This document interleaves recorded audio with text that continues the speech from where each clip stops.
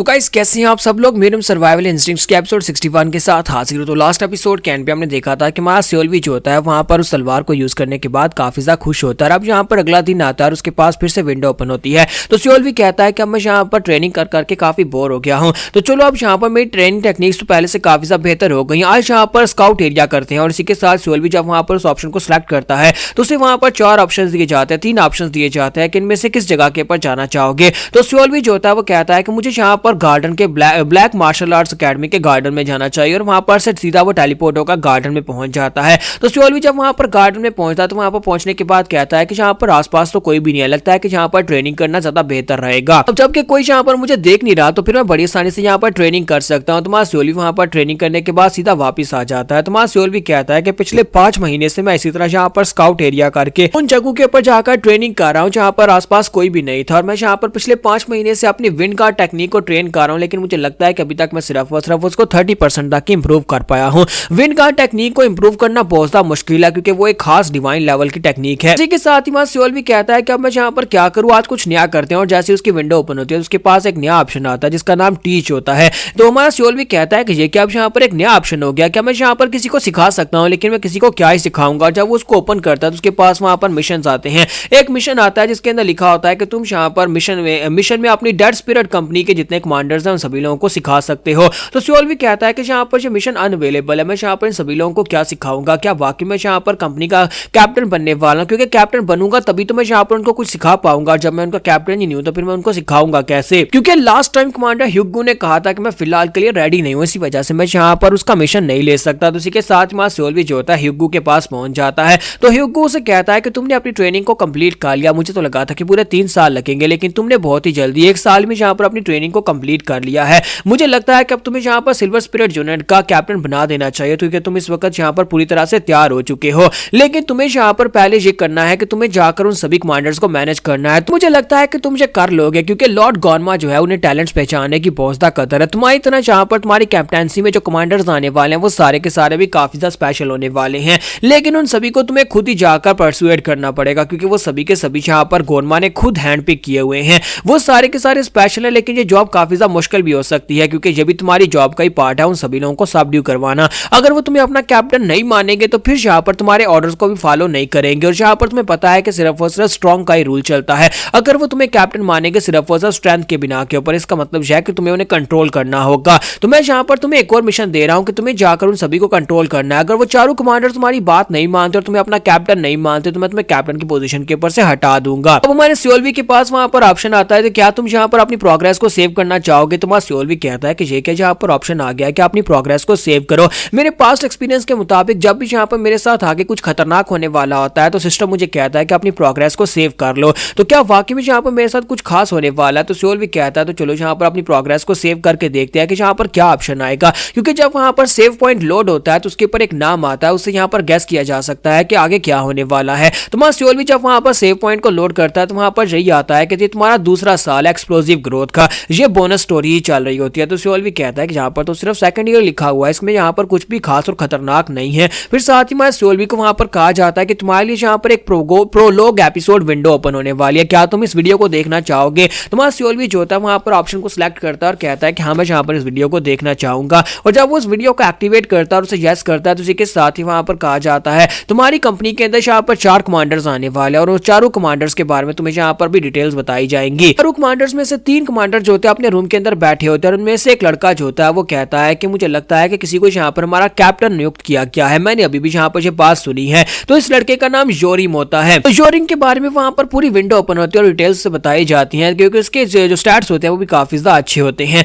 और इसके बारे में ये बताया जाता है कि ये यहाँ पर सबसे ज्यादा लंबे अरसे से इस कंपनी के अंदर है। फिर साथ ही एक दूसरा लड़का होता है वो कहता है कि मुझे लगता है कि इस पोजीशन को बड़ी जल्दी फिल कर दिया गया, हम चारों में से भी तो कोई यहाँ पर कैप्टन बन सकता था। तो इस लड़के का नाम जियोक सोंग होता है। जबकि वहां पर तीसरी लड़की से तो आप पहचानते ही हैं, तो सोरयोंग जो होती है वहां पर उनके साथ ही बैठी होती है और उन लोगों से कहती है कि मुझे लगता है कि ये जो नया कैप्टन है वो काफी ज्यादा अच्छा होने वाला है क्योंकि पोजीशन खाली थी और उसके ऊपर यहाँ पर लॉर्ड गॉनमा ने खुद किसी को नियुक्त किया। मुझे ये भी पता चला है कि ये जो नया कैप्टन है उसके लॉर्ड गॉनमा के साथ काफी अच्छे रिलेशंस हैं, हो सकता है कि उसे यहाँ पर सिफारिश के ऊपर लाया गया हो। योरिम उसे कहता है कि तुम्हें ये सब कुछ कैसे पता चला। तो वो कहती है कि बस मेरे कॉन्टैक्ट्स ने मुझे बताया है, मेरे पास यहाँ पर काफी अच्छे स्रोत है जिससे मुझे यहाँ पर ये सारी इन्फॉर्मेशन मिलती है। फिर साथ ही वो कहते बस उम्मीद करती हूँ कि कैप्टन अच्छा हो। जब किसी के साथ ही वहां पर चौथा बंदा जो होता है बाहर से अंदर आता है और कहता है चाहे वो कैसा ही बंदा क्यों ना, मुझे इस बात से फर्क नहीं पड़ता, चाहे वो यहाँ पर कनेक्शंस को यूज करके आया है या फिर घूस देकर रिश्वत देकर आया है, मुझे इस बात से बिल्कुल फर्क नहीं पड़ता। मैं उस बंदे की बात बिल्कुल भी नहीं सुनूंगा। अगर वो मुझसे कमजोर हुआ,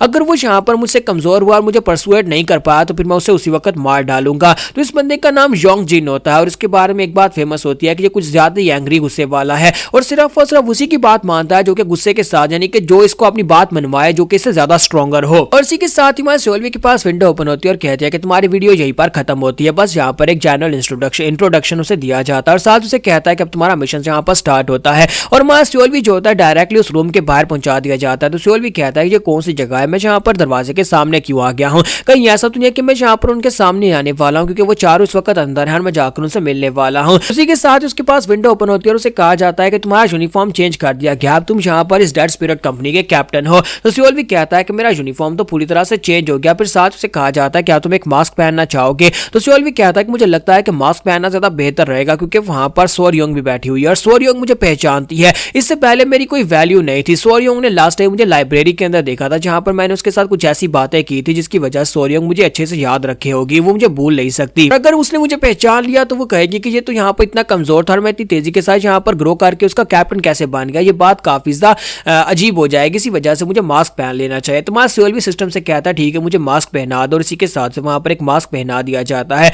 तो सोल्वी दरवाजा खोलकर अंदर आ जाता है। जैसे वो अंदर आता है तो वो चारों उसकी तरफ देखते हैं और चारों जब उसकी तरफ देखते हैं वहीं पर फ्रीज हो जाते हैं। तो हमारा सोल्वी कहता है ये क्या हो गया, यहाँ पर ये सभी लोग यहाँ पर फ्रीज क्यों हो गए हैं, ये टाइम स्टॉप क्यों हो गया है। तो हमारा सोल्वी को वहां पर सिस्टम एक सिमुलेशन की तरह वहां पर बताता है कि तुम्हें यहाँ पर हर एक के साथ अलग अलग बात करनी होगी। इसका मतलब यह है कि तुम्हें यहाँ पर उनके बारे में डिटेल्स के बारे में पता होना चाहिए और हम तुम्हारे यहाँ पर माइंड रीडिंग स्किल को एक्टिवेट करने वाले हैं। तुम्हारा सोल्वी वहां पर खुद हरकत कर पा रहा था, यानी वो जिसके पास भी जाएगा जाकर अपने माइंड रीडिंग स्किल को एक्टिवेट करेगा तो वो उनके दिमाग में क्या चल रहा है वो सुन पाएगा, यानी कि वो देख पाएगा। तो सोल्वी जो होता है वो कहता है चलो यहाँ पर योरिम की माइंड रीडिंग करते हैं और वो योरिम के पास जाता है तो वहां पर उसकी माइंड रीडिंग को एक्टिवेट करता है। तो योरिम वहां पर क्या सोच रहा होता है, योरिम कहता है कि उम्मीद करता हूं कि जो नया कैप्टन है वो मुझे यहाँ पर कोई अच्छी टेक्निक सिखा दे, क्योंकि मैं पिछले कई सालों से यहाँ पर हूँ लेकिन कोई भी मुझे यहाँ पर कोई अच्छी टेक्निक्स नहीं सिखा रहा, जिसकी वजह से बाकी के सभी लोग यहाँ पर मेरा मजाक उड़ाते हैं। मुझे बस यहाँ पर चीजें लाने और ले जाने के लिए रखा गया है। बस यही समझ लो कि सभी लोग मुझे यहाँ पर एरन बॉय के नाम से चिढ़ाते रहते हैं। दूसरी स्क्वाड्रन के लोग भी मेरा मजाक उड़ाते हैं।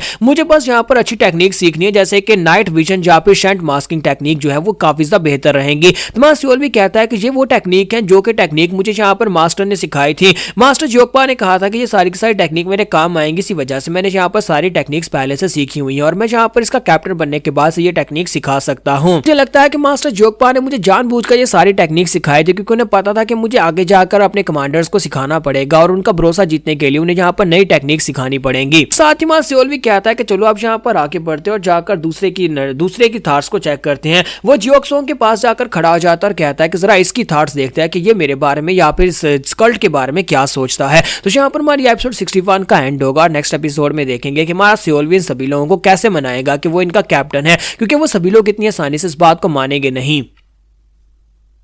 तो गाइस कैसे हैं आप सब लोग। म्यूरियम सर्वाइवल इंस्टिंक्ट्स के एपिसोड 62 के साथ हाजिर हो। तो लास्ट एपिसोड के एंड पे हमने देखा था कि हमारा सोल्वी जो होता है वहां पर अपनी स्क्वाड के जो उसके कमांडर्स होते हैं उन सभी लोगों की थॉट रीडिंग कर रहा होता है कि वो सभी लोग क्या सोच रहे होते हैं। तो योरिम को तो वो वहां पर देख लेता है और उसके बाद अब वो यहाँ पर आगे बढ़ता है जहां पर जियोक्सोंग होता है। तो जियोक्सोंग ये सोच रहा होता है मुझे इस बात से बिल्कुल फर्क नहीं पड़ता कि मैं नया कैप्टन कौन होने वाला है और कैसा होने वाला है, मुझे बस इस बात से फर्क पड़ता है कि मुझे यहाँ पर कोई अच्छा मिशन मिल जाए। कैप्टन हमें यहाँ पर किसी खास मिशन के ऊपर लेकर जो काफी ज्यादा तगड़ा होना चाहिए, इस मिशन के ऊपर खून खराबा और मैं यहाँ पर काफी अच्छे से फाइट कर सकूं। इतने सालों से मैं यहाँ पर स्क्वाड्रन का हिस्सा हूं लेकिन कभी यहाँ पर कोई अच्छा मिशन हमें नहीं दिया गया। बाकी के सभी स्क्वाड के लोग जो वो अच्छे अच्छे मिशन के ऊपर जाते हैं और आकर अपनी कहानियां सुनाते हैं, लेकिन मैं ऐसा नहीं कर सकता क्योंकि हमारे पास यहाँ पर कोई अच्छा मिशन ही नहीं होता। जब किसी के साथ ही वो आगे बढ़ता है वहां पर योंगजिन की बात सुनता है कि वो योंगजिन क्या सोच रहा है। तो योंगजिन कहता है कि मुझे इस बात से बिल्कुल फर्क नहीं पड़ता कि मैं नया कैप्टन कौन है, बस यहाँ पर नया कैप्टन जो भी है वो स्ट्रांग होना चाहिए। मैं तभी उसकी बात सुनूंगा जब वो स्ट्रांग होगा। अगर वो स्ट्रॉन्गर नहीं हुआ तो फिर मैं उसे खुद ही अपने हाथों से मार डालूंगा, यानी कि मैं उसकी कोई भी बात नहीं मानने वाला, चाहे वो यहाँ पर कुछ भी कर ले या फिर वो कोई भी क्यों ना हो। फिर मुझे इस बात से फर्क नहीं पड़ेगा चाहे वो यहाँ पर गोनमा को रिश्वत देकर हमारा कैप्टन बनाओ या फिर जिस भी तरीके से हमारा कैप्टन बनाओ, लेकिन स्ट्रांग होना चाहिए। और इसी के साथ ही हमारा जो सियोल भी होता है उन तीनों की बातें सुनने के बाद सोच रहा होता है कि यहाँ पर तो इन सभी लोगों को कुछ ज्यादा ही कंप्लेंट्स है। फिर साथ ही वो कहता है चलो यहाँ पर सोरियों के बारे में देखते हैं कि सोरियों क्या सोचती है। तो जैसे ही सियोल भी जो होता है वहां पर सोरियों की तरफ आगे बढ़ता है। इसी के साथ से कहा जाता है क्या तुम सोरियों की माइंड रीडिंग करना चाहते हो? तो सियोल भी कहता है कि हाँ मैं इसकी माइंड रीडिंग करना चाहता हूँ। जैसे वहां पर वो सोरियों की माइंड रीडिंग स्टार्ट करता है तो सोरियों वहां पर सोच रही होती है कि पता नहीं कब मैं यहाँ पर इस जगह से बाहर निकल पाऊंगी। हो सकता है कि यहाँ पर नया कैप्टन आने के बाद मुझे कुछ नए स्किल सिखा दे जिससे मैं स्ट्रॉन्गर बन जाऊं और उसके बाद मैं इस गटर से बाहर निकल सकती हूँ। लेकिन जो भी हो जाए, लेकिन मुझे लगता है कि हमें जल्दी से जल्दी ये करना होगा। 2 साल के अंदर अंदर अगर हम लोग यहाँ पर स्ट्रॉन्ग होकर नहीं निकले तो वीसामा हम सभी लोगों को मार डालेगा। तो हमारा सियोल भी जब यहाँ पर वीसामा का नाम सुनता है तो वो काफी ज्यादा घबरा जाता है, कहता है कि ये कमीना वीसामा, ये इसका यहाँ पर वीसामा की बात क्यों कर रही है। जब किसी के साथ मिस सोरियोंग जो होती है वहां पर सियोल के बारे में बात करती है और कहती है कि पता नहीं वो लड़का इस वक्त क्या कर रहा होगा जिस लड़के ने मुझसे कहा था कि हम दोनों यहाँ पर से निकलना चाहते हैं, और मैंने भी उससे कहा था कि मैं भी इस गटर से बाहर निकलना चाहती हूँ। काश वो भी यहाँ पर इतना स्ट्रॉन्गर होता और हम दोनों एक साथ यहाँ से निकल जाते। तो हमारा सियोल भी जब उसकी माइंड रीडिंग करता है तो वो काफी हैरान होता है और कहता है कि ये किस लड़के की बात कर रही है, कहीं ये मेरी बात तो नहीं कर रही। जब मैंने सन आर्काइव लाइब्रेरी के अंदर इससे बात की थी उस वक्त इसने मुझसे ये बातें की थी। तो इसी के साथ ही हमारा सियोल भी और भी ज्यादा खुश हो जाता है और कहता है कि मुझे लगता है कि यहाँ पर कुछ तो अच्छा है। और इसी के साथ ही उसे कहा जाता है कि अब यहाँ पर तुमने सभी की माइंड रीडिंग कर लिया, अब तुम्हें वापस भेजा जा रहा है। और साथ ही सिस्टम फिर से वहां पर कंटिन्यू होता है। तो हमारा सियोल भी जो होता है वहां पर अंदर आता है और सभी लोग उसकी तरफ देखते हैं। तो सियोल भी अंदर आने के बाद उनसे कहता है कि मुझे लगता है कि तुम सभी लोगों को मेरे बारे में पता तो चल ही गया होगा कि मुझे यहाँ पर तुम्हारी स्क्वाड्रन का नया कैप्टन नियुक्त किया गया। और साथ ही वो सोच रहा होता है मैं यहाँ पर सभी लोगों के ऊपर बिल्कुल भी तरस नहीं खाने वाला, क्योंकि मैं खुद यहाँ पर इस कल्ट के अंदर 10 साल से, और 10 साल के बाद आज जाकर मुझे वो पावर मिली है जिससे मैं एक कैप्टन बन सकता हूँ। अगर इन्हें लगता है कि उन्होंने यहाँ पर काफी अर्सा इस कल्ट के अंदर गुजार दिया और उन्हें यहाँ पर अभी से स्ट्रॉन्गर बनाने के बारे में मैं सोचना शुरू कर दूंगा तो ये गलत है। मैं यहाँ पर उसी तरीके से इनसे पेश आने वाला हूँ जैसे एक डिमोनिक कल्ट लीडर को पेश आना चाहिए, यानी कि सख्त तरीके से। तो इसी के साथ ही वो आगे बढ़ता और कहता है कि मुझे इस बात से बिल्कुल फर्क नहीं पड़ता कि तुम लोग यहाँ पर क्या करने वाले और तुम लोग यहाँ पर आगे क्या करोगे, मुझे इस बात से फर्क नहीं पड़ता। लेकिन अगर तुम लोग यहाँ पर मुझसे कुछ सीखना चाहते हो तो फिर तुम्हें खुद यहाँ पर आना पड़ेगा, वरना तुम लोग यहाँ से दफा हो जाओ, मुझे इस बात से बिल्कुल फर्क नहीं पड़ेगा। तो सियोल भी अपनी बात उनके सामने बहुत ही सिंपल तरीके से रखता है कि अगर तुम लोग चाहते हो कि मैं तुम्हें सिखाऊं तो फिर मैं तुम्हें सिखाऊंगा, लेकिन अगर तुम चाहते हो नहीं सीखना तो फिर जाओ यहाँ पर से इस स्क्वाड्रन को छोड़ो और चले जाओ, या फिर जहां पर भी जाना चाहते हो वो जाकर कर सकते हो। जब किसी के साथ ही वहां पर योंगजिन जो होता है वो चलाकर उसे कहता है कि तुम्हारी हिम्मत कैसे भी यहाँ पर हमसे इस तरह से बात करने की। लेकिन साथ ही हमारा सियोल भी वहां पर अपने प्रेशर को रिलीज करता है। वो गुस्से के साथ उसे कहता है कि मैंने भी अपनी बात को कंप्लीट नहीं किया और तुम्हारी हिम्मत कैसे भी यहाँ पर बीच में मुझे टोकने की। तो वो बेचारा वहीं पर खामोश हो जाता है। तो इसी के साथ ही हमारा सियोल भी कहता है कि मेरे पास एक बहुत ही अच्छा आइडिया है, क्यों ना हम लोग यहाँ पर इस बात को साबित करने के लिए कि मैं यहाँ पर तुम्हारा कैप्टन होने के लायक हूँ या नहीं, और मैं यहाँ पर तुम्हें टीच कर सकता हूँ कि नहीं, क्यों ना हम सभी लोग यहाँ पर इस प्रॉब्लम को एक छोटी सी फाइट से सॉल्व कर ले और इसी जगह के ऊपर यहीं पर खड़े खड़े मैं तुम्हारे इस मसले को हल कर देता हूँ। मैं चाहता हूँ कि तुम लोग मेरे पर अटैक करो, अगर तुम में से कोई भी यहाँ पर मुझे हरा पाया तो मैं चुपचाप यहाँ पर से चला जाऊंगा और मैं यहाँ पर अपनी कैप्टन की पोस्ट को भी छोड़ दूंगा। लेकिन अगर तुम में से कोई भी यहाँ पर मुझे हरा नहीं पाया तो फिर तुम लोगों को मेरी बात माननी पड़ेगी। अगर तुम लोग चाहो तो तीनों एक साथ भी आ सकते हो। तो इसी के साथ सबसे पहले तो योंगजिन जो था बड़ी तेजी के साथ आगे बढ़ता और कहता है कमीने तुम्हारी हिम्मत कैसी भी यहाँ पर हमें कमजोर समझने की। और जैसे वो उसे पंच मारने के लिए करीब पहुंचता है तुम्हारा सियोल भी जो होता है टर्न बेस्ड फाइटिंग को यूज करते हुए उसकी कमजोरी ढूंढ लेता है और फिर साथ ही वहां पर अप्रोच द एनिमी करके उसके पीछे चला जाता है और पीछे जाने के बाद से कपड़ों से पकड़कर पीछे की तरफ खींचकर ग्राउंड के ऊपर फटक देता है। तो जैसे ही वहां पर उसे ग्राउंड के ऊपर गिराता है तो योंगजिन जो होता है वो थोड़ा बहुत कन्विंस होता है और बाकी के तीनों हैरान होकर साइड के ऊपर देख रहे होते हैं। तो इसी के साथ ही वहां सियोल भी कहता है कि मुझे अब समझ आ रही है कि तुम सभी लोग यहाँ पर कभी इतने महान क्यों नहीं बन पाए और हमारी स्क्वाड्रन जो है वो इतनी ज्यादा कमजोर स्क्वाड्रन क्यों है, क्योंकि तुम सभी लोग बहुत ज्यादा कमजोर हो। और इसी के साथ ही बाकी के तीनों जो होते हैं वो भी उसके ऊपर अटैक करने के लिए आगे बढ़ते हैं। जब वो तीनों एक साथ मिलकर अटैक करने के लिए आगे बढ़ते हैं तो हमारा सियोल भी कहता है कि हालांकि यहाँ पर इन सभी लोगों से मैं फाइट कर सकता हूँ, लेकिन अकेले में अगर 3 लोग एक साथ मेरे पर अटैक करेंगे ये फिर भी यहाँ पर एक स्क्वाड्रन के कमांडर्स हैं, इन सभी से फाइट करना काफी ज्यादा मुश्किल हो सकता है। तो इसी के साथ सिमुलेशन मोड को एक्टिवेट करता है। सिमुलेशन मोड को एक्टिवेट करने के बाद से यहाँ पर सब कुछ पता चल जाता है कि इसके मूव को किस तरह से हैंडल करना है। और इसी के साथ दिखाता है कि माई सोरियोंग जो होती है उसके ऊपर अपने नाइफ्स को फेंक दिया। जैसे वो अपने 2 नाइफ्स को उसकी तरफ फेंक दिया तो सियोल भी उसी के नाइफ्स को वहां पर पीछे की तरफ शैटर करता है, जिसकी वजह से वो दोनों जो होते हैं वो जाकर बाकी के दोनों लड़कों को लगते हैं और उन दोनों को नाइफ्स लगते हैं, जिसकी वजह से वो दोनों ग्राउंड के ऊपर गिर जाते हैं। तो हमारा सियोल भी कहता है कि लो यहाँ पर ये मसला तो हल हो गया। और इसी के साथ ही वो अपनी तलवार जो होती है वहां पर पीछे की तरफ घुमाकर वहां पर योंगजिन की तरफ करता है, क्योंकि योंगजिन पीछे से निकलकर उसके ऊपर स्नीक अटैक करने की कोशिश करता है। तो हमारा सियोल भी ने यहाँ पर चारू को एक ही अटैक में सबड्यू कर दिया। फिर साथ ही वहां पर मुस्कुराता और कहता है क्या हो गया। तुम लोग तो यहाँ पर इस तरह से सरप्राइज हो रहे हो कि मेरे जैसे एक कमजोर इंसान ने तुम सभी लोगों को यहाँ पर ध्वस्त कर दिया। क्या तुम्हें वाकई में लगा था कि मैं एक ऐसा इंसान हूं जो कि यहाँ पर किस्मत से आ गया हूं, या फिर मैं यहाँ पर पैसे देकर यानी रिश्वत देकर इस पोजीशन को हासिल किया है, या फिर तुम्हें लगता है कि मैं कोई बेकार सा इंसान हूं जो तुम्हें सिखाने के लायक नहीं हूं। अब इस बात से क्या ही फर्क पड़ता है कि मैं क्या हूं, लेकिन अब मैं यहाँ पर तुम्हारा कैप्टन हूं और मैं यहाँ पर तुम सभी लोगों को सिखाने वाला हूं। अगर तुम लोग यहाँ पर सीखना चाहते हो तो सीख सकते हो, जैसा कि मैंने पहले ही कहा था। अगर तुम्हें यहाँ पर इस बात से फर्क नहीं पड़ता, अगर तुम सीखना नहीं चाहते तो फिर तुम जा सकते हो, मैं तुम्हें सिखाऊंगा भी नहीं। सोल्वियन से कहता है कल मैं यहाँ पर वापिस आऊंगा और अगर तुम तीनों यहाँ पर मौजूद हुए तो तभी मैं यहाँ पर तुम लोगों को क्लासेस दूंगा, लेकिन अगर कल तुम लोग यहाँ पर मौजूद नहीं हुए तो फिर यहाँ पर जो होगा सिर्फ उसी को क्लासेस दी जाएंगी और बाकी सभी लोगों को दोबारा कभी मैं मुंह भी नहीं लगाऊंगा। और इसी के साथ ही वहाँ सेओल्वी जो होता है वहां पर से बाहर चला जाता है और साथ ही वो सोच रहा होता शुक्र है ये सब कुछ खत्म हुआ, मैं यहाँ पर कमांडर्स के सामने था और ये सभी के सभी काफी ज्यादा स्ट्रॉन्गर हैं। मैं यहाँ पर यही सोच रहा था कि जल्दी से जल्दी ये खत्म हो और उसके बाद मैं यहाँ पर से बाहर चला जाऊँ। तो सेओल्वी बाहर आने के बाद एक लंबा सांस लेता और कहता है कि मैं तो बहुत ज्यादा डर गया था, क्या मैं ये कर भी पाऊंगा या नहीं। मुझे स्क्वाड्रन का कैप्टन बना दिया गया है, लेकिन मुझे यहाँ पर किसी स्क्वाड्रन को लीड करना तो बिल्कुल भी नहीं आता। फिर साथ ही वो कहता है कि अब मैं यहाँ पर क्या करूं, क्या मैं यहाँ पर इन लोगों को वाकई में सिखाने वाला हूं। तो सिस्टम ओपन होता है और उसे यहाँ पर दिखाया जाता है। अब यहाँ पर एक नया ऑप्शन आ जाता है कि उसके जो कमांडर्स हैं उनकी लाइकेबिलिटी का ऑप्शन आता है कि जहाँ पर वो तुम्हें कितना लाइक करते हैं, और यहाँ पर उसके पास जो ऑप्शंस आते हैं उसमें यहाँ पर ये होता है कि वो सभी लोग यहाँ पर 10% तुम्हें लाइक करते हैं। चारू का यहाँ पर नहीं होता है कि चारू यहाँ पर 10% तुम्हें लाइक कर रहे हैं। तुम्हारा सेओल्वी कहता है कि मुझे लगता है कि इन सभी लोगों को अपनी स्क्वाड्रन का मेंबर बनाने के लिए या फिर यहाँ पर मिशन के ऊपर जाने के लिए, अगर मैं इन चारू के साथ किसी मिशन के ऊपर जाना चाहता हूं तो मुझे लाइकेबिलिटी को 100% तक पहुंचाना पड़ेगा और अभी ये सिर्फ और सिर्फ 10% पे है, और इसके लिए मुझे यहाँ पर इनके सामने अपने आप को अच्छा साबित करना होगा या फिर मुझे इनके लिए यहाँ पर बेहतर साबित करवाना होगा ताकि ये लोग यहाँ पर मुझे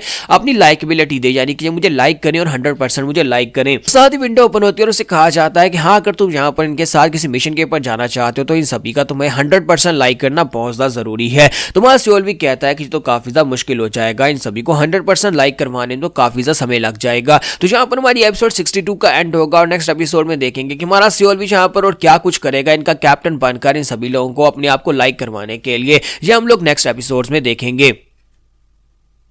तो गाइस कैसे हैं आप सब लोग, म्यूरम सर्वाइवल इंस्टिंक्ट्स के एपिसोड 63 के साथ हाजिर। तो लास्ट एपिसोड के एंड पे हमने देखा था कि मां सेओल्वी जो होता है वहां पर से अपनी जान छुड़वाकर भागकर वापस आता है और आकर अपना मास्क उतारता और कहता है अब मुझे यहाँ पर एक नया मिशन दे दिया गया है कि मुझे अपनी लाइकेबिलिटी को बढ़ाना होगा, उन चारों कमांडर को मुझे लाइक करना होगा, तभी जाकर हम लोग एक सहायक टीम बनाकर एक मिशन के ऊपर जा पाएंगे। और अपना मास्क उतारता और कहता है तो अच्छा तो मैं ये वाला मास्क पहने हुए था क्योंकि मुझे यहाँ पर खुद भी नहीं पता था कि मैंने कैसा मास्क पहना हुआ है, मैंने दूसरे सोरियों के लिए इस मास्क को वहां पर वियर किया था। साथ ही मां सेओल्वी कहता है कि जैसा कि हमेशा होता है वैसे बिल्कुल हर एक स्मूथली हो रहा है, यानी सब कुछ जो है वो बड़ी आसानी से होता जा रहा है। मुझे लगता है कि जब भी यहाँ पर सिस्टम मेरे लिए कुछ मुश्किल क्रिएट करता है तो उसके साथ मुझे काफी सारी अपॉर्चुनिटीज भी मिलती है और इस बार मुझे यहाँ पर एक अपॉर्चुनिटी मिली है। मैं यहाँ पर सभी के साथ अपनी लाइकेबिलिटी को बढ़ाऊंगा, अगर मेरी लाइकेबिलिटी इनके साथ बढ़ जाती है तो उसके बाद मैं यहाँ पर सिचुएशन से बड़ी आसानी से निकल सकता हूँ। लेकिन आज यहाँ पर लाइकेबिलिटी को बढ़ाया कैसे जाए, अभी सिर्फ और सिर्फ 10% पर है, मुझे 90% अपनी लाइकेबिलिटी को और ज्यादा बढ़ाना होगा। तो मैं सेओल्वी कहता है कि हो सकता है कि सभी को सिखाने से यहाँ पर लाइकेबिलिटी बढ़े, और साथ ही वो यहाँ पर सोरियों की तरफ देखता है कि सोरियों जो होती है उसकी लाइकेबिलिटी भी यहाँ पर 10% के ऊपर ही होती है। लेकिन वहाँ सेओल्वी जो होता है जब उसकी बातों को याद करता है कि उसने क्या कहा था, कि उसने कहा था कि अगले 2 सालों के अंदर अंदर यहाँ पर 20 सामान सभी लोगों को मार डालेगा, इसलिए हमें यहाँ पर जल्दी से जल्दी स्ट्रॉन्ग होकर इस जगह से निकलना होगा।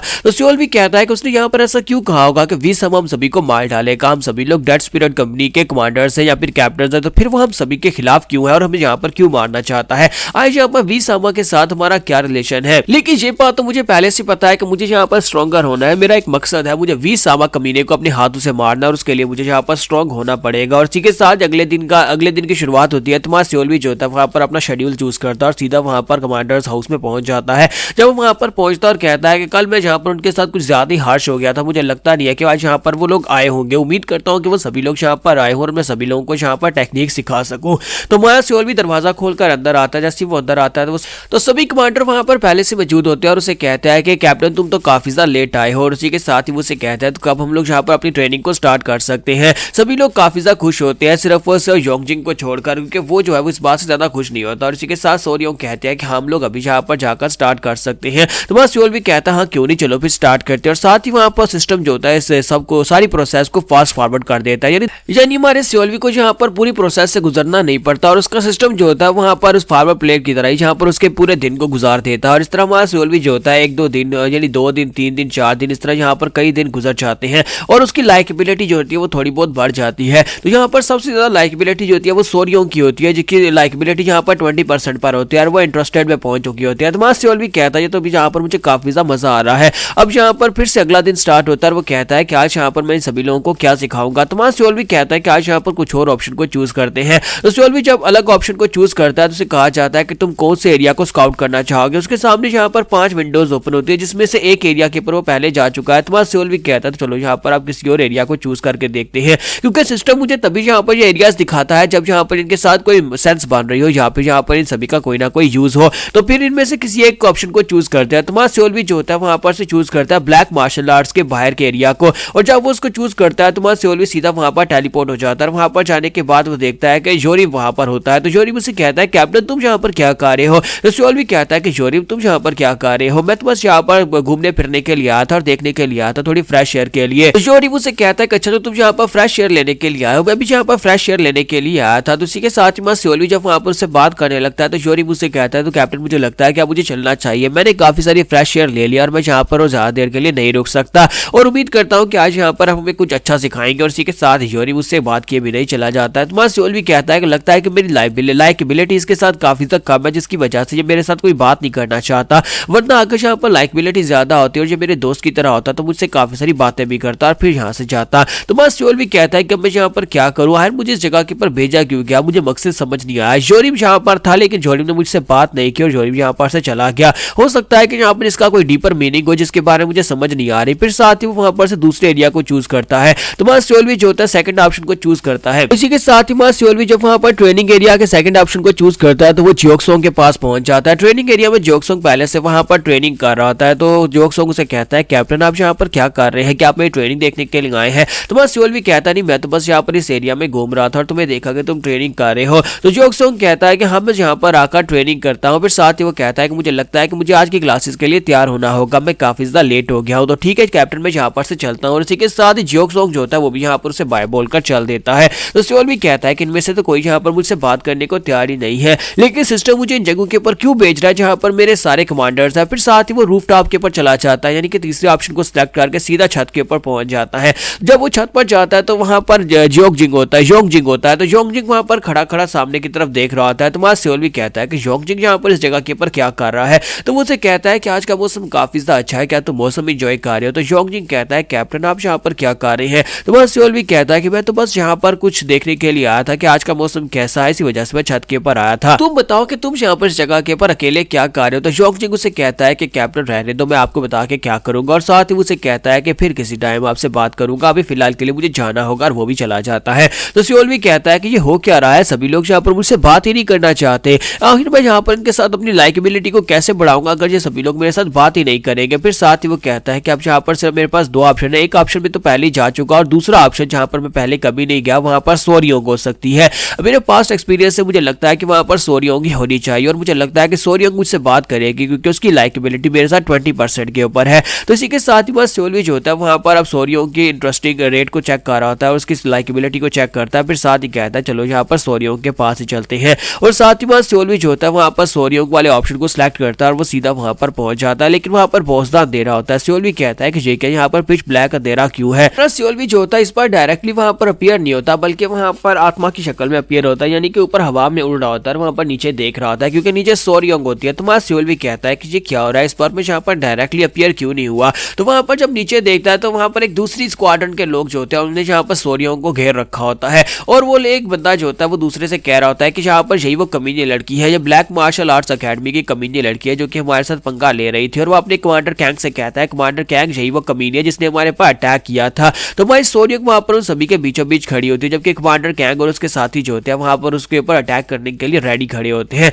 तो कमांडर कैंग आगे बढ़ता और कहता है क्या तुम मुझे जानती हो मैं कौन हूँ, तुम्हारी हिम्मत कैसे हुई यहाँ पर हमारी डेड स्पिरिट कंपनी के साथ पंगा लेने की। तो कमांडर कैंग उसे कहता है कि मैं तो कब से यहाँ पर तुम्हें एक सबक सिखाना चाहता था लेकिन बस तुम हमारे हत्थे नहीं चढ़ रहे थे और आज यहाँ पर तुमने हमारी स्क्वाड्रन मेंबर्स के ऊपर अटैक करके बहुत बड़ी गलती कर दी और आज यहाँ पर मुझे तुम्हें सबक सिखाने का मौका मिल चुका है। तुमने हमारी डेड बैंडेड कंपनी के साथ जो कुछ भी किया उसका हमेशा तुम्हें भुगतना पड़ेगा। और इसी के साथ ही सोल भी जो होता है वहां पर ऊपर से ये सब कुछ देख रहा होता है, कहता है कि यहाँ पर हो क्या रहा है, ये एक दूसरी स्क्वाड्रन है जो कि गोरमा के नीचे ही काम करती है। जो कि डेड बैंडेड कंपनी के लोग हैं। लेकिन ये लोग यहाँ पर सोरियोंग को तंग क्यों कर रहे हैं? क्या सोरियोंग ने इनके ऊपर पहले अटैक किया था? कमांडर कैंग अपने एक साथी से कहता है कि जल्दी से जाओ, जाकर एंट्रेंस और बाकी एरियाज को ब्लॉक कर दो ताकि कोई भी यहाँ पर ना आ सके जब तक हम लोग इस लड़की के साथ अपनी जो एंजॉयमेंट है वो पूरी ना कर ले। तो वो कहता है हाँ क्यों नहीं। जब किसी के साथ हमारे सोरियोंग जो होती है उसे कहते हैं कि देखो तो जरा, तुम एक डेड बैंडेड कंपनी के कमांडर हो, लेकिन इसके बावजूद तुम इतने ज्यादा डरपोक हो कि तुम यहाँ पर अपने लोगों को दरवाजा ब्लॉक करने के लिए कह रहे हो कि ताकि कोई यहाँ पर आ ना सके।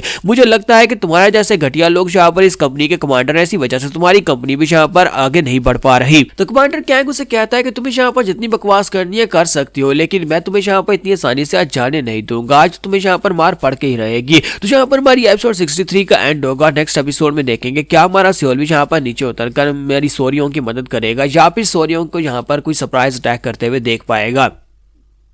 तो गाइस कैसे हैं आप सब लोग? म्यूरम सर्वाइवल इंस्टिंक्ट्स के एपिसोड 64 के साथ हाजिर हो। तो लास्ट एपिसोड के एंड पे हमने देखा था कि हमारी सोरियोंग जो होती है वहां पर उनसे कहते हैं कि तुम लोग तो कुछ ज्यादा ही डरपोक हो, जबकि डेड बैंडेड कंपनी का कमांडर उनसे कहता है हाँ तुम यहाँ पर जितना मुंह चलाना चाहते हो चला सकते हो, लेकिन आज यहाँ पर तुम्हें सबक सिखाए बिना यहाँ पर से जाने नहीं देंगे। और साथ ही कमांडर कैंग जो होता है अपने साथी से कहता है कमांडर ग्यू अब तुम्हारी बारी, अब जल्दी से आगे बढ़ो और इससे फाइट करो। तो कमांडर ग्यू जो होता है उसके सामने आकर खड़ा हो जाता है, जबकि हमारे सियोलवी के पास विंडो ओपन होती है और उसे कहा जाता है तुम यहाँ पर अपनी लाइकेबिलिटी को इंक्रीज करने के लिए क्या करना चाहोगे। उसे 3 ऑप्शंस दिए जाते हैं, फाइट को ज्वाइन करोगे, इग्नोर करोगे सिचुएशन को, या फिर सिर्फ इस फाइट को देखते रहोगे। तो सियोल भी कहता है कि मुझे लगता है कि फिलहाल के लिए मुझे यहाँ पर सिर्फ इस फाइट को देखना चाहिए। मैं देखना चाहता हूँ कि सोरियोंग क्या कर सकती है, क्योंकि सोरियोंग इतनी भी कमजोर नहीं है। और इसी के साथ ही वहाँ सियोल भी जो होता है वहां पर इस ऑप्शन को सिलेक्ट करता है कि मैं यहाँ पर देखना चाहूंगा। और साथ ही जैसे वो ऑप्शन को सिलेक्ट करता है तो कमांडर गू जो होता है बड़ी तेजी के साथ अटैक करने के लिए आगे बढ़ता है। वो सोरियोंग के करीब जाता है, उसके ऊपर अटैक करने लगता है। तो हमारा सियोल भी कहता है कि यहाँ पर रिस्पॉन्ड क्यों नहीं कर रही। और इसी के साथ ही वहां पर सोरियोंग अपने पास से एक नाइफ निकालकर सामने की तरफ फेंक दिया है। तो कमांडर ग्यू जो होता है वो एक सरप्राइज अटैक की तरह होता है। तो इसी के साथ ही वो भी अपनी तलवार निकालकर उसके सरप्राइज अटैक को वहां पर ब्लॉक कर लेता है। लेकिन इसी के साथ दिखाता है कि हमारी सोरियोंग मुस्कुरा रही होती है, क्योंकि उसने वहां पर उस नाइफ के साथ एक बहुत ही बारीक सा धागा बांध रखा होता है। और उसी के साथ ही वहीं पर से अपने उस धागे को पीछे की तरफ खींच दिया और उसके ऊपर अटैक करने की कोशिश करती है। लेकिन कमांडर ग्यू जो होता है उस धागे को वहां पर काट देता है, बड़ी आसानी के साथ उसको काट देता है। और उसे कहता है क्या तुम्हें लगा था कभी नहीं कहीं कि ये अटैक मेरे पर काम करेगा। तो हमारा सियोल भी वहां पर काफी ज्यादा खुश हो रहा था देख देख करके ये फाइट काफी ज्यादा अच्छी जा रही है। सोरियोंग यहाँ पर काफी अच्छे से अपने आप को डिफेंड कर रही है और ऊपर से उसने यहाँ पर जिस तरह से उस ब्लेड को फेंका फिर साथ ही धागे के साथ उसको कंट्रोल किया, मुझे लगता है कि ये एक सरप्राइज अटैक हो सकता है। और ये सरप्राइज अटैक जो है वो काफी बड़ा किलिंग मूव भी हो सकता है। हमारी सोरियोंग जो होती है अब आगे की तरफ बढ़ती है, अपनी तलवार घुमाकर उसके ऊपर अटैक करने लगी है। लेकिन साथ ही विंडो ओपन होती है और फिर से हमारे सोलवी से कहा जाता है क्या करना चाहोगे, यहाँ पर देखते रहोगे या फिर यहाँ पर फाइट को ज्वाइन करोगे। तो हमारा सोलवी जो होता है वो कहता है कि मुझे लगता है कि मुझे यहाँ पर फाइट को देखते रहना चाहिए, क्योंकि मुझे यहाँ पर नीचे जाने की जरूरत ही नहीं पड़ेगी। सोरियोंग अकेली यहाँ पर इन सभी को संभाल सकती है।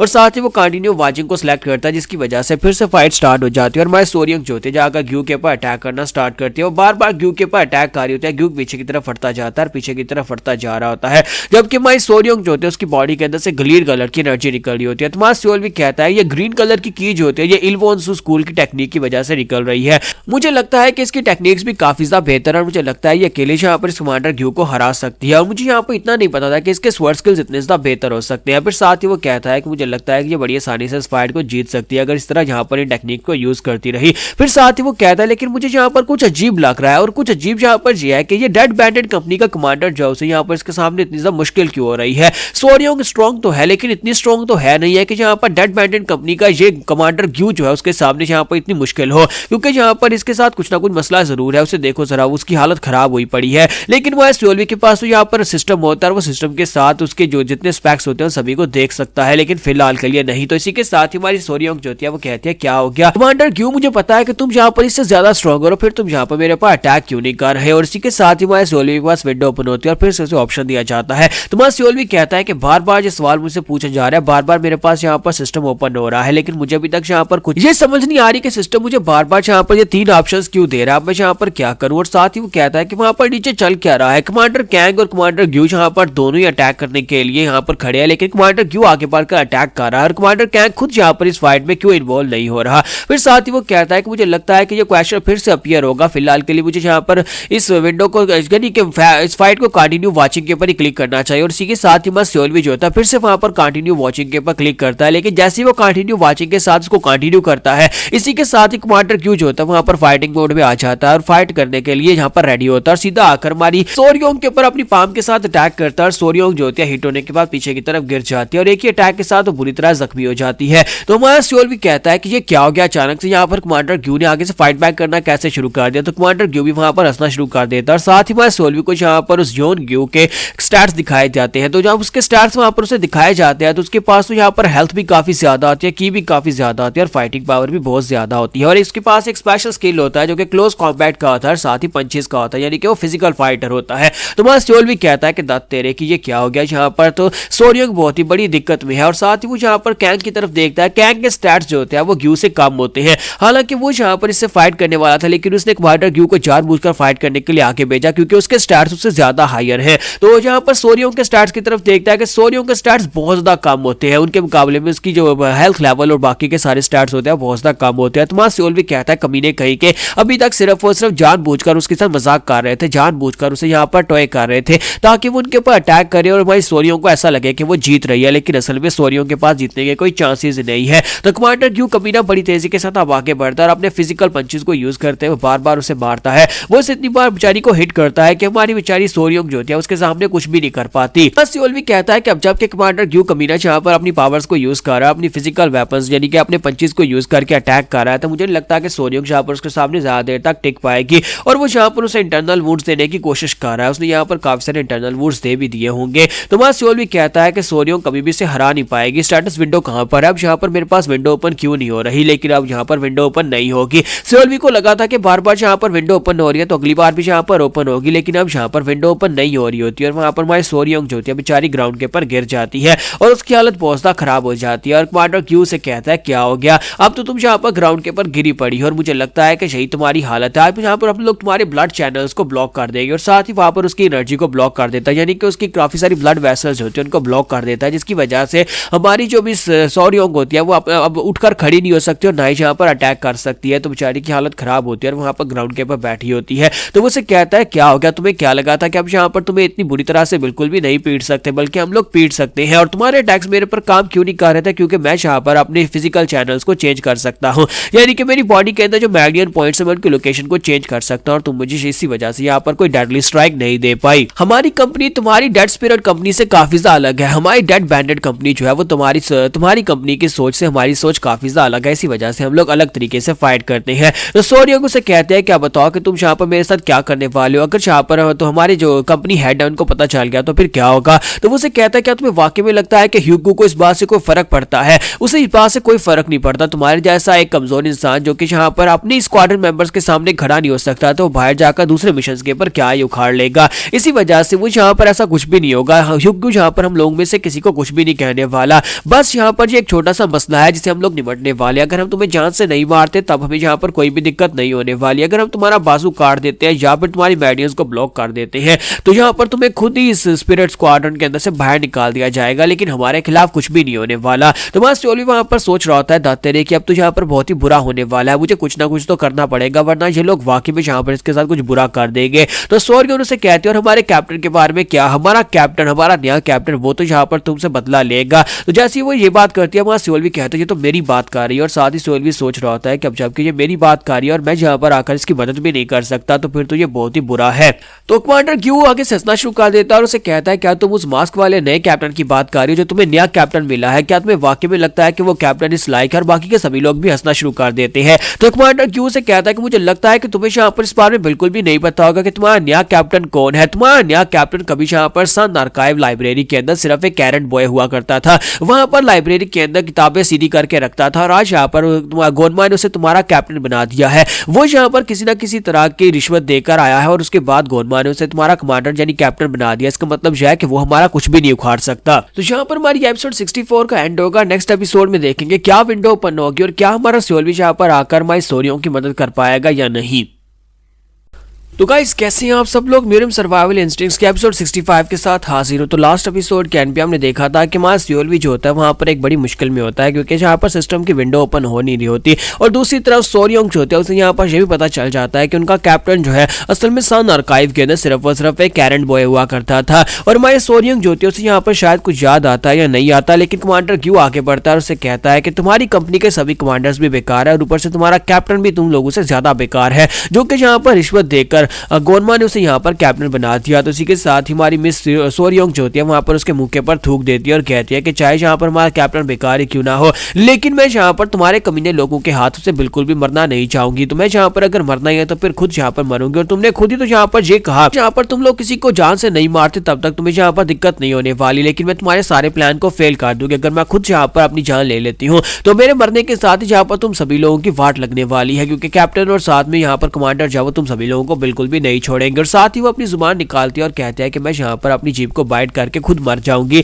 लेकिन जब वो ऐसा करने लगते हैं इसी के साथ उसकी बॉडी वहीं पर हैंग हो जाती है। तो इसी के साथ ही कमांडर ग्यू से कहता है करो ना, तुम ये कर क्यों नहीं रही, तुम यहाँ पर मरने वाली थी ना, अब मरो जल्दी से। लेकिन हमारी जो जोरियोंग होती है वो अपनी जुबान को बाइट नहीं कर पा रही थी, क्योंकि उसकी पूरी बॉडी वहां पर मूव ही नहीं कर रही होती, क्योंकि इसी के साथ ही कमांडर ग्यू ने उसके सारे के सारे मैरियन पॉइंट्स को ब्लॉक कर दिया था। तो उसे कहता है कि अब क्या हो गया, अब तुम यहाँ पर खुद से अपनी जान भी नहीं दे सकती। तुम्हें क्या लगा था कि मैं इतनी आसानी से तुम्हें यहाँ पर मरने दूंगा? हाँ, तुम्हें बिल्कुल भी मरने नहीं देंगे। और क्या हो गया, तुम यहाँ पर मूव नहीं कर पा रही। और साथ ही वहां पर हमारी जो सोरियोंग होती है बेचारी रोना शुरू कर देती है, क्योंकि अब यहाँ पर जब उसकी बॉडी मूव नहीं कर सकती तो वो उसके साथ जो चाहे वो कर सकते हैं, अगर वो चाहे तो उसके साथ वो भी कर सकते हैं। और कमांडर क्यू जो होता है वहां पर डेविली स्माइल देता है और उसे कहता है क्या बताओ कि तुम्हारे साथ क्या करें, क्योंकि यहाँ पर कोई देखने वाला तो है नहीं, तो फिर हम लोग जो चाहे वो कर सकते हैं। लेकिन साथ ही साइड के ऊपर से उसके लोगों के मार पड़ने की आवाज आती है कि उसके लोगों को मार पड़ रही है और वो ग्राउंड के ऊपर गिर जाते हैं। तुम्हारा सियोल भी जो होता है मास्क लगाकर वहां पर पहुंच जाता है और उसके बाकी के सभी टपोरी साथियों को नीचे गिरा देता है। फिर साथ ही वो आगे बढ़ता है। तुम्हारा सियोल के पास फिर से विंडो ओपन होती है और उसे कहा जाता है कि तुम यहाँ पर क्या करना चाहोगे। और मास सियोल ने यहाँ पर ज्वाइन द फाइट को सिलेक्ट किया था।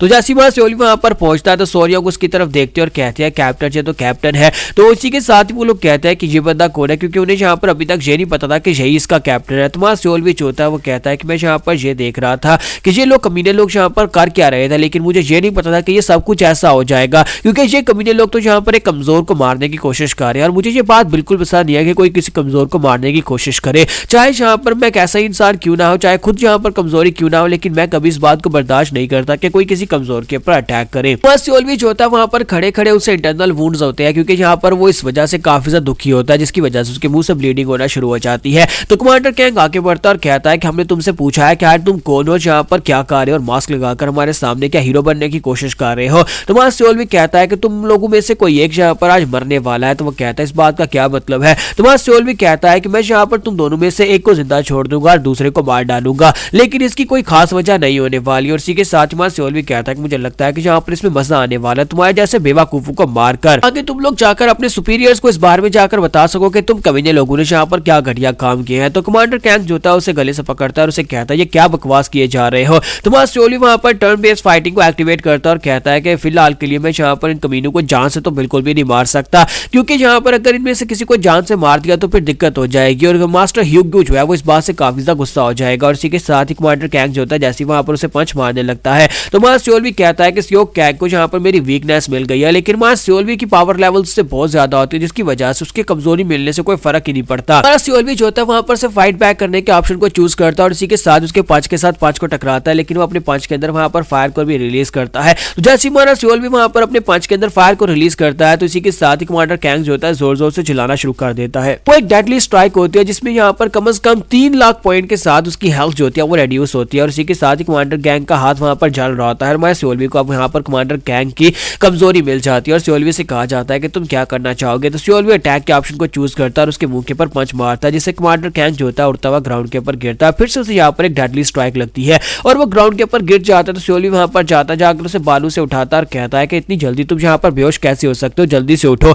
अभी तो मैंने यहाँ पर स्टार्ट किया। और इसी के साथ ही वहां सियोलवी जो होता है बार बार उसे पीटना शुरू करता है, लेकिन साथ ही वहां पर पीछे से कमांडर ग्यू निकल कर आता है और सियोलवी को विंडो ओपन होती है और कहा जाता है कमांडर ग्यू को तुम्हारी कमजोरी मिल गई। तो सियोलवी पीछे की तरफ घूमता है, वहीं पर से अपने आप को डिफेंड करता है और डिफेंड करने के लिए वो यहाँ पर कमांडर कैंग को उठाकर उसके सामने कर देता है, जहां पर कमांडर ग्यू का पंच जो होता है वो कमांडर कैंग के मुंह पर लगता है। तो वहां सियोलवी से कहता है ये क्या तुम अपनी डेड बैंटन कंपनी स्क्वाड्रन के लड़के के ऊपर अटैक क्यों कर रहे हो, तुम्हारे कैप्टन को इस बारे में पता चलेगा तो इस बात से काफी ज्यादा नाराज होने वाला है कि तुम अपनी स्क्वाड्रन मेंबर्स के ऊपर अटैक कर रहे हो। और साथ ही सियोलवी को कहा जाता है कि तुम्हें यहाँ पर सामने वाले की कमजोरी मिल गई है। तुम्हारा सियोलवी अटैक के ऑप्शन को चूज करता है, बड़ी तेजी के साथ आगे बढ़कर उसकी चेस्ट के ऊपर एक जबरदस्त पाम टेक्निक के साथ अटैक करता है, जिसकी वजह से कमांडर ग्यू वहीं पर ग्राउंड के ऊपर गिर जाता है। तुम्हारा सियोलवी कहता है कि मैंने यहाँ पर तुम्हारे एनर्जी सेंटर और तुम्हारी की के यूज को ब्लॉक कर दिया, अब यहाँ पर तुम सारी जिंदगी कभी यहाँ पर की पावर को यूज नहीं कर पाओगे। इसका मतलब यह है कि तुम्हारी कमीशन तो यहाँ पर खत्म हुई, अब तुम्हें कमांडर भी नहीं रह पाओगे, तुम्हें स्क्वाड्रन से निकाल दिया जाएगा। इस बात से कमांडर क्यू बहुत ज्यादा गुस्सा होता है, फिर से उठकर खड़ा होता है। अब यहाँ पर बिना की पावर के साथ ही हमारे सोल्वी को पंच मारने के लिए आगे बढ़ता है, लेकिन सोल्वी वहीं पर से उसके मुंह पर थप्पड़ मारता है और उसके नाक से ब्लीडिंग होना शुरू हो जाती है। फिर साथ ही हमारे सोल्वी अपनी तलवार निकालकर उसकी जो हैंडल होता है उसके साथ उसके सर में मारता है और उसके हैंडल के साथ मारकर उसको ग्राउंड के ऊपर गिरा देता है। तो कमांडर क्यू नीचे गिरने के बाद से कहता है कि तुम यहाँ पर मेरे साथ ये सब कुछ कर क्यों रहे हो। तुम्हारा सोल्वी से कहता है क्या तुम्हें अभी भी लगता है कि मैं यहाँ पर तुम्हारे साथ ये सब कुछ क्यों कर रहा हूँ, क्या तुम्हें नहीं पता। और इसी के साथ ही उसे कहता है कि इतनी आसानी के साथ मैं तुम्हें बिल्कुल भी नहीं छोड़ने वाला, मैं तुम्हें इतनी बुरी तरह से पीटूंगा जहां पर बस थोड़ी सी लाइफ तुम्हारे अंदर रह जाए। और हमारा सोल्वी वहीं पर नीचे बैठ जाता है, अपनी तलवार को पकड़ता है और उसके हैंडल के साथ उसे पीटना शुरू करता है। हमारा सोल्वी बहुत बार उसे पीटता है, हर एक स्ट्राइक के साथ 10,000 पॉइंट के साथ उसकी हेल्थ कम हो रही होती है। जब उसकी हेल्थ जो होती है वो बहुत ज्यादा कम रह जाती है, तुम्हारा सोल्वी जो होता है उसे छोड़ देता है। तो हमारा सोल्वी जो होता है उसे छोड़ने के बाद अब सोरियों की तरफ आगे बढ़ता है और उसके सामने जाकर खड़ा हो जाता है, लेकिन क्योंकि हमारी सोरियों की हालत बहुत ज्यादा बुरी होती है और वो उसे शर्मिंदा नहीं करना चाहता, इसी वजह से हमारा सोल्वी जो होता है वहां से पीछे मुड़ जाता है और कहता है कि मुझे लगता है कि कल से तुम लोगों की ट्रेनिंग को डबल करना होगा, तुम्हें यहाँ पर भी बहुत कुछ सीखना है, वरना तुम लोगों की यही हालत रहने वाली है और तुम लोग जिस तरह से यहाँ पर हमारे स्क्वाड्रन का नाम खराब करोगे,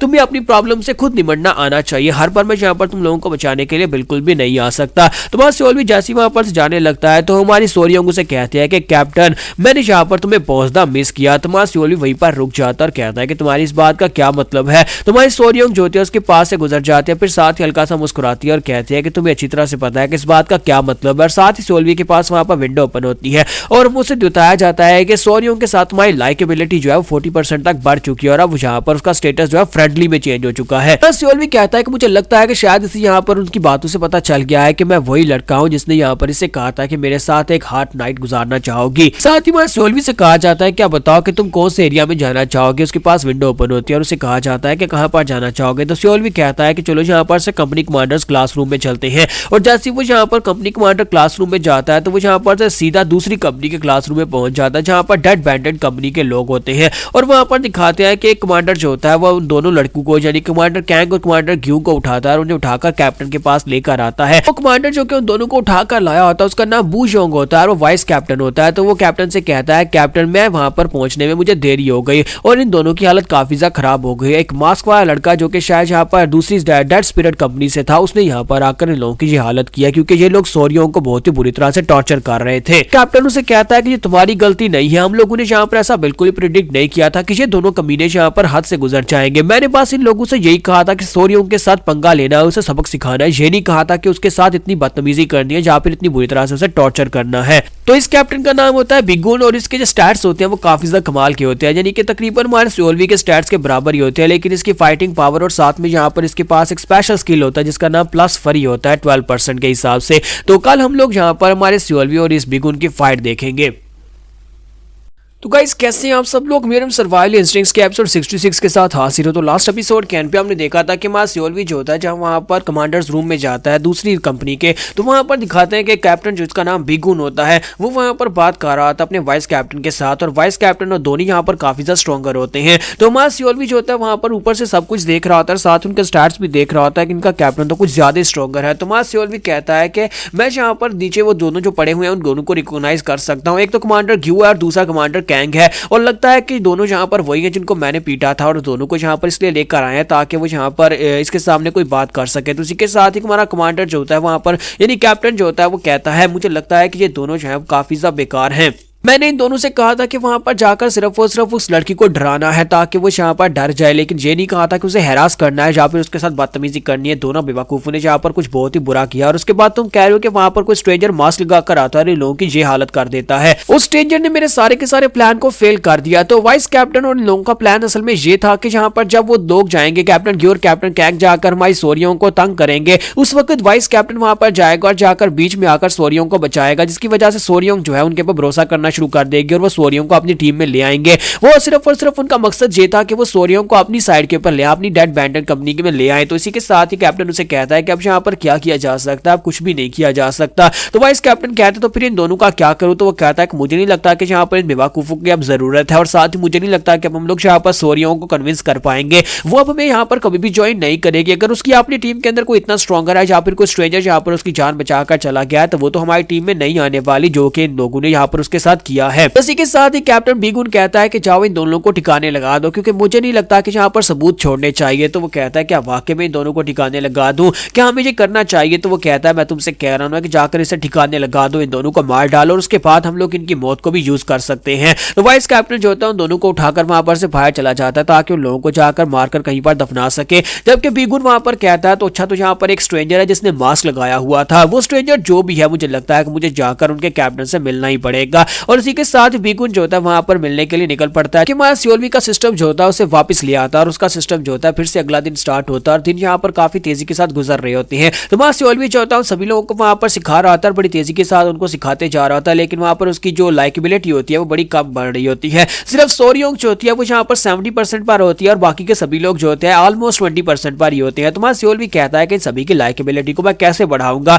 ये सभी के सभी यहाँ पर मुझे लाइक ही नहीं कर रहे, सोरियोंग के अलावा कोई यहाँ पर मुझे लाइक नहीं कर रहा। तो माया सियोलवी जो होता है फिर से यहाँ पर उसका सिस्टम जो होता है उसे दरवाजे के सामने ले आता है। तो माया सियोलवी जब वहां पर अपने रूम के दरवाजे के सामने खड़ा होता है कहता है कि मेरा सिस्टम मुझे मेरे दरवाजे के सामने क्यों लेकर आया होगा, और वो दरवाजा खोलकर अंदर आता है तो वहां पर सामने बीगुन खड़ा होता है। तो माया सियोलवी कहता है कि ये क्या, ये बीगुन यहाँ पर क्या कर रहा है, और उससे पूछता है कि तुम मेरी परमिशन के बिना यहाँ पर क्या कर रहे हो और तुम हो कौन, क्या तुम्हें यहाँ पर मुझसे कोई काम है? तो बीगुन उसे अपने बारे में बताता है कि मेरा नाम बीगुन है और मैं डेड बैंडेड कंपनी का कैप्टन हूं और मैं तुम्ही से यहाँ पर मिलने के लिए आया हूँ। तो माया सियोलवी उसके स्टैट्स को देखता है, हेल्थ 5.5 मिलियन की 4.2 मिलियन और उसकी फाइटिंग पावर 6.3 मिलियन पर होती है। तो उसे कहता है कि मैं यहाँ पर तुम्हारे लिए आया हूँ क्योंकि मुझे लगता है कि तुम यहाँ पर इस बारे में गैस कर सकते हो कि मैं यहाँ पर क्यों आया हूँ, क्या तुम यहाँ पर डेड स्पिरिट कंपनी के कैप्टन हो? तो माया सियोलवी से कहता है कि हाँ मैं ही यहाँ पर डेड स्पिरिट कंपनी का कैप्टन हूँ, लेकिन मुझे नहीं पता कि तुम यहाँ पर क्या बकवास कर रहे हो, मुझे कुछ भी नहीं पता जिसके बारे में तुम यहाँ पर मुझसे बात करने के लिए आए हो। माया सियोलवी वहां पर सोच रहा होता है कि मैंने क्योंकि मास्क लगाया हुआ था इसी वजह से इनमें से किसी को मेरी आइडेंटिटी के बारे में नहीं पता। इसका मतलब यह है कि अगर मैं यहाँ पर इसके सामने कोई घुमाकर बात करूँ तो इसे पता नहीं चलेगा कि मैं वहां पर था जिसने इसके साथियों के साथ ये सब कुछ किया या फिर किसी और ने किया है। तो माया सियोलवी जो होता है उसकी बात सुनने के बाद कहता है कि हाँ मेरे माइंड में कुछ ना कुछ तो आ ही रहा है। तो बीगुन उसे कहता है कि क्या तुम्हारे माइंड में आ रहा है तो बताओ जरा। तो माया सियोलवी कहता है कि मेरा मास्क देखने के बाद तुम यहाँ पर काफी ज्यादा इंप्रेस हो गए होगे, इसी वजह से तुम यहाँ पर मुझसे पूछने के लिए आए हो कि मैंने ये खास मास्क कहाँ से बनवाया है, या फिर तुम यहाँ पर किसी और काम से आए हो मुझे ये बताओ, या फिर तुम यहाँ पर मेरे साथ दोस्ती करने के लिए आए हो। तो बीगुन उसे कहता है कि हाँ हाँ यही समझ लो, तुम तो काफी ज्यादा फनी हो, क्या तुम्हें वाकई में लगता है कि मैं यहाँ पर तुम्हारी इन फनी बातों के ऊपर हंसने वाला हूँ? तो माया सियोलवी कहता है कि हाँ मैं काफी बार सुन चुका हूँ कि लोग मेरी बातों के ऊपर हंसते नहीं है। तो बीगुन उसे कहता है कि तुम्हें अच्छी तरह से पता है कि मैं यहाँ पर क्या करने के लिए आया हूँ। मेरी कंपनी के कुछ कमांडर्स मारे गए हैं, मेरे दो कमांडर्स कमांडर कैंग और कमांडर ह्यू जो है वो दोनों मारे गए हैं। तो माया सियोलवी कहता है कि तुम्हारी कंपनी के कमांडर्स के मरने का मेरे साथ क्या ताल्लुक है और तुम यहाँ पर मेरे पास क्यों आए हो? तो वो कहता है कि मैं उस मसले को इन्वेस्टिगेट कर रहा था और उसमें यहाँ पर मुझे इतना पता चला है कि तुम्हारी कंपनी का एक सबऑर्डिनेट जो है तुम्हारी कंपनी का एक कमांडर इस सब में इन्वॉल्व है और साथ ही वहां पर कोई बंदा आता है जिसने अपने चेहरे पर मास्क लगाया हुआ था और वो आकर उसकी जान बचाता है, लेकिन मेरे दो कमांडर्स को मार डालता है। इसी वजह से मैं यहाँ पर तुमसे पूछने के लिए आया हूँ क्योंकि तुम्हें भी तो यहाँ पर इस बारे में पता होगा, क्योंकि तुम्हारी कंपनी के एक कमांडर जो था वो यहाँ पर इस सारे मसले में इन्वॉल्व था। तो माया सियोलवी वहां पर सोच रहा होता है कि ये कमीना यहाँ पर मेरा टेस्ट लेने की कोशिश कर रहा है, इसे सब कुछ पता है लेकिन बस जानबूझकर मेरे मुंह से एक्सेप्ट करवाना चाहता है कि मैं वहां पर था और मैं ही मास्क लगाकर वहां पर गया था। तो माया सियोलवी से कहता है कि पहले मुझे यहाँ पर तुमसे एक सवाल पूछने दो। सवाल यह है कि तुमने यहाँ पर कहा कि उस बंदे ने चेहरे के ऊपर मास्क लगाया हुआ था जिसने आकर तुम्हारे दो कमांडर्स की जान ली, तो क्या उसने ये वाला मास्क लगाया हुआ था जो मास्क मैंने लगाया हुआ है? तो वो कहता है मुझे इस बारे में बिल्कुल भी नहीं पता क्योंकि मैंने वहां पर देखा नहीं था, क्योंकि मैं उस जगह के ऊपर मौजूद नहीं था उसने कौन सा मास्क लगाया हुआ था और क्योंकि उसकी अपनी आइडेंटिटी मुझे नहीं पता। तो माया सियोलवी कहता है कि चलो ये तो अच्छी बात है कि इस बारे में नहीं पता कि वो मास्क कैसा था और वो बंदा कौन था। तो माया सियोलवी कहता है कि मुझे इस बारे में नहीं पता जो तुम पूछ रहे हो, और साथ ही वो सोच रहा था कि मैं इसकी बातों को इसके खिलाफ यूज कर सकता हूँ, इसे मुझसे इन्फॉर्मेशन चाहिए और मैं इसे इन्फॉर्मेशन नहीं देने वाला। माया सियोलवी से कहता है कि लेटली मैंने यहाँ पर कुछ रूमर सुने हैं कि यहाँ पर कुछ ऐसे लोग हैं जो कि यहाँ पर हमारी दोनों कंपनीज के बीच में लड़ाई डालना चाहते हैं। वो चाहते हैं कि डेड स्पिरिट कंपनी और हमारी जो सिल्वर स्पिरिट कंपनी है उसके आपस में फाइट शुरू हो जाए। इसी वजह से मुझे लगता है कोई बाहर वाला यहाँ पर आकर ये सब कुछ कर सकता है। और जब हमारा सियोलवी जो होता है यहाँ पर बातों को इस तरह से घुमाता है तो बीगुन जो होता है वो भी सोचने पर मजबूर हो जाता है और कहता है कहीं वाकई में कोई तीसरा बाहर वाला यहाँ पर बीच में तो नहीं आया जिसने आकर ये सब कुछ किया होगा। सियोलवी सोच रहा होता है कि मैं यहाँ पर तुम्हारे सामने अब सारी बातें खोलकर तो नहीं रखने वाला कि तुम्हें यहाँ पर इस बात से आइडिया हो जाए कि मैंने यहाँ पर ये सब कुछ किया है। बीगुन उसे कहता है कि तुम यहाँ पर किसके बारे में कह रहे हो कि कौन यहाँ पर ये सब कुछ कर सकता है? तो माया सियोलवी कहता है कि हमारे बहुत सारे दुश्मन है और मैं यहाँ पर ये तो नहीं जानता कि कौन हमारा सही दुश्मन है जो ये कर सकता है। तो वो उसे कहता है कि तुम्हें अच्छी तरह से पता है कि ये कौन हो सकता है, तुम खुद यहाँ पर इस बारे में गैस करो। तो सियोलवी कहता है कि मैं यहाँ पर इसी के मुंह से सुनना चाहता हूँ कि इसे किसके ऊपर शक है। तो बीगुन कहता है कि हाँ मुझे लगता है कि यहाँ पर हमारे दुश्मन तो काफी ज्यादा हैं। फिर साथ ही उसे कहता है कहीं तुम यहाँ पर ग्रेट इंपीरियल पवेलियन विलेन के मास्टर वी सामा की बात तो नहीं कर रहे। तो मास्टर सियोल भी इस बात से काफी हैरान होता है, कहता है कि ये कमीना यहाँ पर वी सामा का नाम क्यों ले रहा है। तो बिगुन वहां पर कहता है कि यार वी सामा के पास यहाँ पर क्या वजह हो सकती है कि हमारे खिलाफ वो यहाँ पर ये सब कुछ करे, वो भी मेरी कंपनी के कमांडर्स को मारकर उसे क्या मिलने वाला है। तो वहां सियोल भी कहता है कि मैं इस बारे में बिल्कुल भी श्योर नहीं हूं, लेकिन मुझे लगता है कि तुम यहाँ पर कुछ ना कुछ जरूर जानते हो जो तुम मेरे साथ शेयर कर सकते हो कि वी सामा हमारे पीछे क्यों पड़ा है। तो वो कहता है कि क्या तुम्हें यहाँ पर इस बारे में नहीं पता कि वी सामा हमारे पीछे क्यों पड़ा है। तो बिगुन जो होता है उसकी बातों में आने की बजाय वहां पर आगे से फिर से उल्टी चाल चलता है और उसे कहता है कि तुम यहाँ पर काफी ज्यादा स्ट्रॉन्गर हो, मुझे यहाँ पर जितना बताया गया था तुम उससे भी ज्यादा स्ट्रॉन्गर हो, और मेरी कंपनी के 2 कमांडर जो कि काफी ज्यादा लो लेवल के थे उनको मारना तुम्हारे लिए तो बहुत ही आसान बात है। क्या पता तुम भी वहां पर मास्क लगाकर गए होगे और जाकर मेरे कमांडर्स को मार दिया होगा। तुम्हारा सियोल भी कहता है कमीना यहाँ पर फिर से मेरे पर इल्जाम लगाने की कोशिश कर रहा है, अब जबकि ये मेरे पर बात लेकर आ रहा है तो फिर मुझे भी यहाँ पर इसकी बात को घुमाना होगा। तुम्हारा सियोल भी कहता है कि मैं यहाँ पर इसकी बात को ऐसे घुमाऊंगा कि ये खुद यहाँ पर शर्मिंदा हो जाए। तुम्हारा सियोल भी उसे कहता है कि मैं तो यहाँ पर ग्रेट इंपीरियल पवेलियन के लिए बिल्कुल भी काम नहीं करता और मेरा किसी भी पार्टी के साथ कोई ताल्लुक नहीं था, और मेरी स्ट्रेंथ के बारे में तुम्हें यहाँ पर इतना तो पता ही है कि मैं स्ट्रॉन्गर हूँ, इसी वजह से मैं यहाँ पर कैप्टन हूँ। और अगर तुम्हारी कंपनी के 2 कमांडर्स यहाँ पर किसी एक स्पाई के हाथ से मारे गए हैं जिसे किसी और ने भेजा हुआ था, शायद वी सामा या फिर किसी ने भी यहाँ पर उस स्पाई को भेजा था, लेकिन तुम्हारी कंपनी के 2 कमांडर इतने ज्यादा कमजोर थे कि वो उसे मार खा खा कर वहां पर मर गए। मैंने यहाँ पर ये बातें भी सुनी है कि तुम्हारे वो दोनों कमांडर्स जो थे वो हमारी स्क्वाड्रन मेंबर यानी कि हमारी कमांडर सोरियों के साथ कुछ उल्टा सीधा करने के बारे में सोच रहे थे। अब जबकि तुम्हारी कंपनी के लोग इतने ज्यादा घटिया है और इतने हवस परस्त है, तो फिर मुझे ये बताओ कि वो सभी लोग यहाँ पर किसी स्पाई का मुकाबला कैसे कर पाएंगे। सारा टाइम वो नीचे देखते रहेंगे तो ऊपर देखकर प्रैक्टिस कब करेंगे। बात सुनते ही बिगुन जो था वो काफी ज्यादा गुस्सा होता है और कहता है कि तुमने अभी भी यहाँ पर क्या कहा, तुम क्या ये कहना चाहते हो कि मेरी स्क्वाड के मेंबर्स ठरकी लोग हैं। यहाँ पर हम लोग अपनी एपिसोड 66 का एंड करेंगे और नेक्स्ट एपिसोड में हम लोग सियोलवी और कैप्टन बिगुन की फाइट देखेंगे। तो लास्ट एपिसोड के एंड पे हमने देखा था कि मास्टर सियोलवी जो होता है वहां पर मास्टर बिगुन के सामने होता है और मास्टर बिगुन जो कि एक दूसरी स्क्वाड्रन का कैप्टन होता है वो उसके साथ वहां पर आकर बात कर रहा था और बातों बातों में यहाँ पर उसे फंसाने की कोशिश करता है और साथ ही वहां पर अपने दोनों साथियों के अपने दोनों कमांडर्स के मरने का जिक्र भी करता है। लेकिन मास्टर सियोलवी जो होता है उसके सामने किसी बात को एक्सेप्ट नहीं करता, लेकिन लास्ट के वो बिगुन जो होता है वो काफी ज्यादा गुस्सा हो जाता है। तो मास्टर सियोलवी कहता है कि ये कमीना तो यहाँ पर गुस्सा हो रहा है, मुझे लगता है कि फाइनली यहाँ पर मुझे इससे फाइट करना पड़ सकती है। हालांकि बिगुन के पावर लेवल्स और उसके स्टैट्स जो होते हैं हमारे सियोलवी से काफी ज्यादा हायर होते हैं, लेकिन हमारी सियोलवी की हेल्थ जो होती है वो उससे ज्यादा होती है। तो हमारा सियोलवी सोच रहा था कि अगर यहाँ पर हेल्थ और की पावर की बात की जाए तो मेरे पास ज्यादा है, इसका मतलब यह है कि मैं इस फाइट को जीत सकता हूं। लेकिन वहां पर बिगुन के पास कुछ स्पेशल होता है जो कि वहां पर +12% के हिसाब से उसकी फरी होती है, शायद वो यहाँ पर कुछ स्पेशल स्किल होता है जिससे वो अपनी पावर्स को इंक्रीज कर सकता है। तो हमारा सियोलवी कहता है कि अब क्या हो गया, तुम यहाँ पर इतने गुस्सा क्यों हो रहे हो, मुझे लगता है कि तुम यहाँ पर इस बात से गुस्सा हो रहे हो कि मैंने यहाँ पर तुम्हारे सामने कुछ सच बोल दिया है। तो बिगुन उसे कहता है कि हाँ तुमने यहाँ पर कुछ ज्यादा सच बोल दिया, और साथ ही वो सोच रहा होता है कि मैं यहाँ पर इसके साथ इसलिए यहाँ पर बात करने के लिए आया था ताकि मैं यहाँ पर इस बातों में फंसा सकूं, क्योंकि मुझे यहाँ पर इतना पता है कि यही वो कमीना था जिसने मास्क लगाकर मेरे साथियों के ऊपर अटैक किया था और मेरे सारे के सारे प्लान को फेल किया था। बस सियोलवी से कहता है कि मुझे लगता है कि तुम्हें जाकर अपने कमांडर्स को तमीज सिखानी चाहिए क्योंकि तुम्हारे कमांडर्स जो है कुछ ज्यादा बुरे हैं। कहते हैं कि गंदी मछली जो होती है पूरे तालाब को गंदा कर देती है, और इसी तरह यहाँ पर तुम्हारे साथी जो है अगर एक गंदा है तो फिर इसका मतलब पूरा तालाब ही गंदा हो चुका होगा। तुम्हें नहीं लगता कि तुम्हें जाकर अपने साथियों को थोड़ी तमीज सिखानी चाहिए। तो ये बात सुनते ही बिगुन काफी ज्यादा गुस्सा हो जाता है और उसे गाली देते हुए अपनी तलवार निकाल लेता है और कहता है कमीने कहीं के मैं तुम्हें बिल्कुल भी नहीं छोड़ूंगा, और उसका स्पेशल स्किल जिसका नाम फरी होता है वो एक्टिवेट हो जाता है। तो मास्टर सियोलवी कहता है देखो तो जरा यहाँ पर तो फाइट करने के लिए तैयार भी हो गया, और साथ ही मास्टर सियोलवी वहां पर अपने सिमुलेशन मोड को एक्टिवेट करता है। जब वो सिमुलेशन मोड को एक्टिवेट करता है तो उसी के साथ ही वो कहता है फाइट को कंटिन्यू करते हैं, और उसे पता होता है कि कैसे कैसे अटैक्स को अवॉइड करना है। और साथ ही मास्टर सियोलवी जो होता है अपने हाथ में वहां पर फायर हैंड को एक्टिवेट करता है, ब्लेजिंग फिस्ट के साथ उसके ऊपर अटैक करता है। जैसे वो फायर से अटैक करता है तो बिगुन उसके अटैक को अवॉइड कर लेता है। सियोलवी कहता है कि इतनी आसानी से मैं यहाँ पर तुम्हारी जान नहीं छोड़ने वाला, और वो अपनी तलवार घुमाकर सामने की तरफ एक स्ट्राइक लगाता है। तो बिगुन उस अटैक को ब्लॉक करता है, लेकिन पीछे की दीवार टूटती है और धोनी जो होते हैं वहां पर से बाहर निकल आते हैं। तो जब बाहर आते हैं तो हमारा सियोलवी ने वहां पर बिगुन के ऊपर एक बहुत ही हायर लेवल की स्ट्राइक लगाई थी जो कि डेडली स्ट्राइक थी। उस बिगुन की हेल्थ जो होती है वो काफी हद तक कम होती है। तो इसी के साथ सियोलवी जो होता है अपने कॉम्बैट स्टाइल को चेंज करता है, टर्न बेस में कर लेता है, और बाहर आने के बाद कहता है कि मुझे लगा ही था कि मैं यहाँ पर इसको ओवर पावर कर सकता हूँ क्योंकि मेरे पास हेल्थ और की पावर इससे ज्यादा है। तो बिगुन कहता है कि तुम्हारी हिम्मत कैसे हुई यहाँ पर मेरे पर अटैक करने की। तो सियोलवी कहता है पहले अटैक तो तुमने किया था, और साथ ही बिगुन फिर से आके बढ़ता है और उसकी तलवार के साथ तलवार टकराता है और उसे कहता है चाहे कुछ भी हो जाए आज मैं यहाँ पर तुम्हें मार ही डालूंगा। तुम्हारा सियोलवी कहता है कि हाँ क्यों नहीं, कोशिश करके देख सकते हो, या तुम्हें वाकई में लगता है कि तुम मुझे मार सकते हो। और साथ ही बिगुन जंप करते पीछे हट जाता है, फिर साथ ही वहां पर आसपास फुदकना शुरू कर देता है। वो बड़ी तेजी के साथ उसके आसपास घूम रहा होता है, साथ ही वहां पर अपनी तलवार को घुमाकर स्ट्राइक्स भी लगा रहा होता है। तुम्हारा सियोलवी कहता है कि इसकी स्पीड तो कुछ ज्यादा ही बढ़ गई है। मुझे लगता है कि जो स्पेशल फरी स्किल की वजह से है। ये बार बार मेरे आसपास घूम रहा है इतनी स्पीड के साथ और वहीं पर से मेरे पास स्ट्राइक्स लगा रहा है, जिसकी वजह से हर एक स्ट्राइक को फेस करना मेरे लिए काफी ज्यादा मुश्किल है।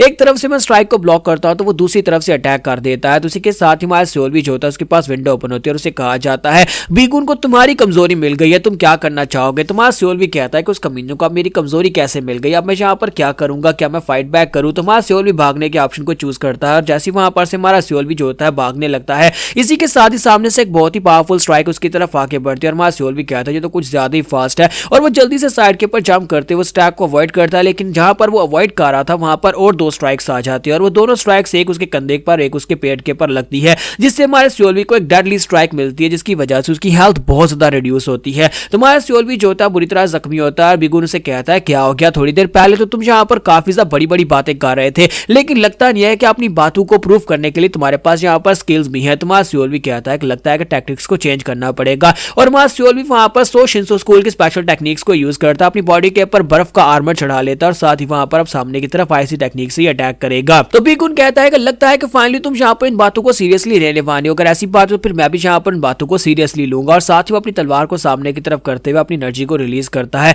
और कहता है कि यहाँ पर वाई तुम यहाँ पर मेरे सामने सच क्यों नहीं बोल देते, तुम यहाँ पर मुझे ये क्यों नहीं बता देते, क्या है यहाँ पर तुम मुझे गुस्सा क्यों दिला रहे थे, तुम जानबूझकर मुझे गुस्सा दिला रहे थे, क्या तुम मुझे मारना चाहते हो या फिर तुम मेरे पास इन्फॉर्मेशन निकलवाना चाहते हो। तुम्हारा सियोल भी उसे कहता है कि मैं यहाँ पर तुम्हें सबक सिखाना चाहता हूँ, तुम्हें वाकई में लगता है कि हमारी डेड स्पिरिट कंपनी तुम्हारी डेड बैंडेड कंपनी से कमजोर है क्योंकि तुम लोग यहाँ पर हमें बहुत ज्यादा कमजोर समझते हो। तो वो कहता है अच्छा तो तुम यहाँ पर ये सोचते हो कि तुम्हारे सबऑर्डिनेट्स जो है वो काफी ज्यादा इंफीरियर है क्योंकि तुम्हारे कमांडर्स हैं ही बहुत ज्यादा कमजोर। तुम्हारा सियोल भी कहता है कि मुझे इस बात से फर्क नहीं पड़ता, लेकिन कोई भी अगर यहाँ पर मेरी कंपनी के साथ पंगा लेगा तो अपनी कंपनी का कैप्टन होने के नाते मैं यहाँ पर उसे मार डालूंगा, चाहे वो तुम हो या फिर तुम्हारी पूरी की पूरी स्क्वाड्रन ही क्यों ना हो। साथ ही हमारा सियोल भी जो था वहां पर सो शिंसो स्कूल की स्पेशल टेक्निक के साथ अटैक करने लगता है, लेकिन सामने से बिगुन गायब हो जाता है, फिर से बड़ी तेजी के साथ भागना स्टार्ट करता है, लेकिन इस बार उसकी स्पीड पहले से भी ज्यादा होती है। तुम्हारा सियोल भी इस बात से और भी हैरान होता है और कहता है कि ये कैसे हो सकता है, उसकी स्पीड पहले से ज्यादा कैसे बढ़ गई। तो सियोल वहीं पर ग्राउंड के अंदर अपनी तलवार दंसाकर सो शिंसो स्कूल की स्पेशल टेक्निक को रिलीज करता है। वहां पर आसपास बहुत सारी बर्फ निकल आती है, वो सभी आइस के क्रिस्टल जो होते हैं वहां पर उसकी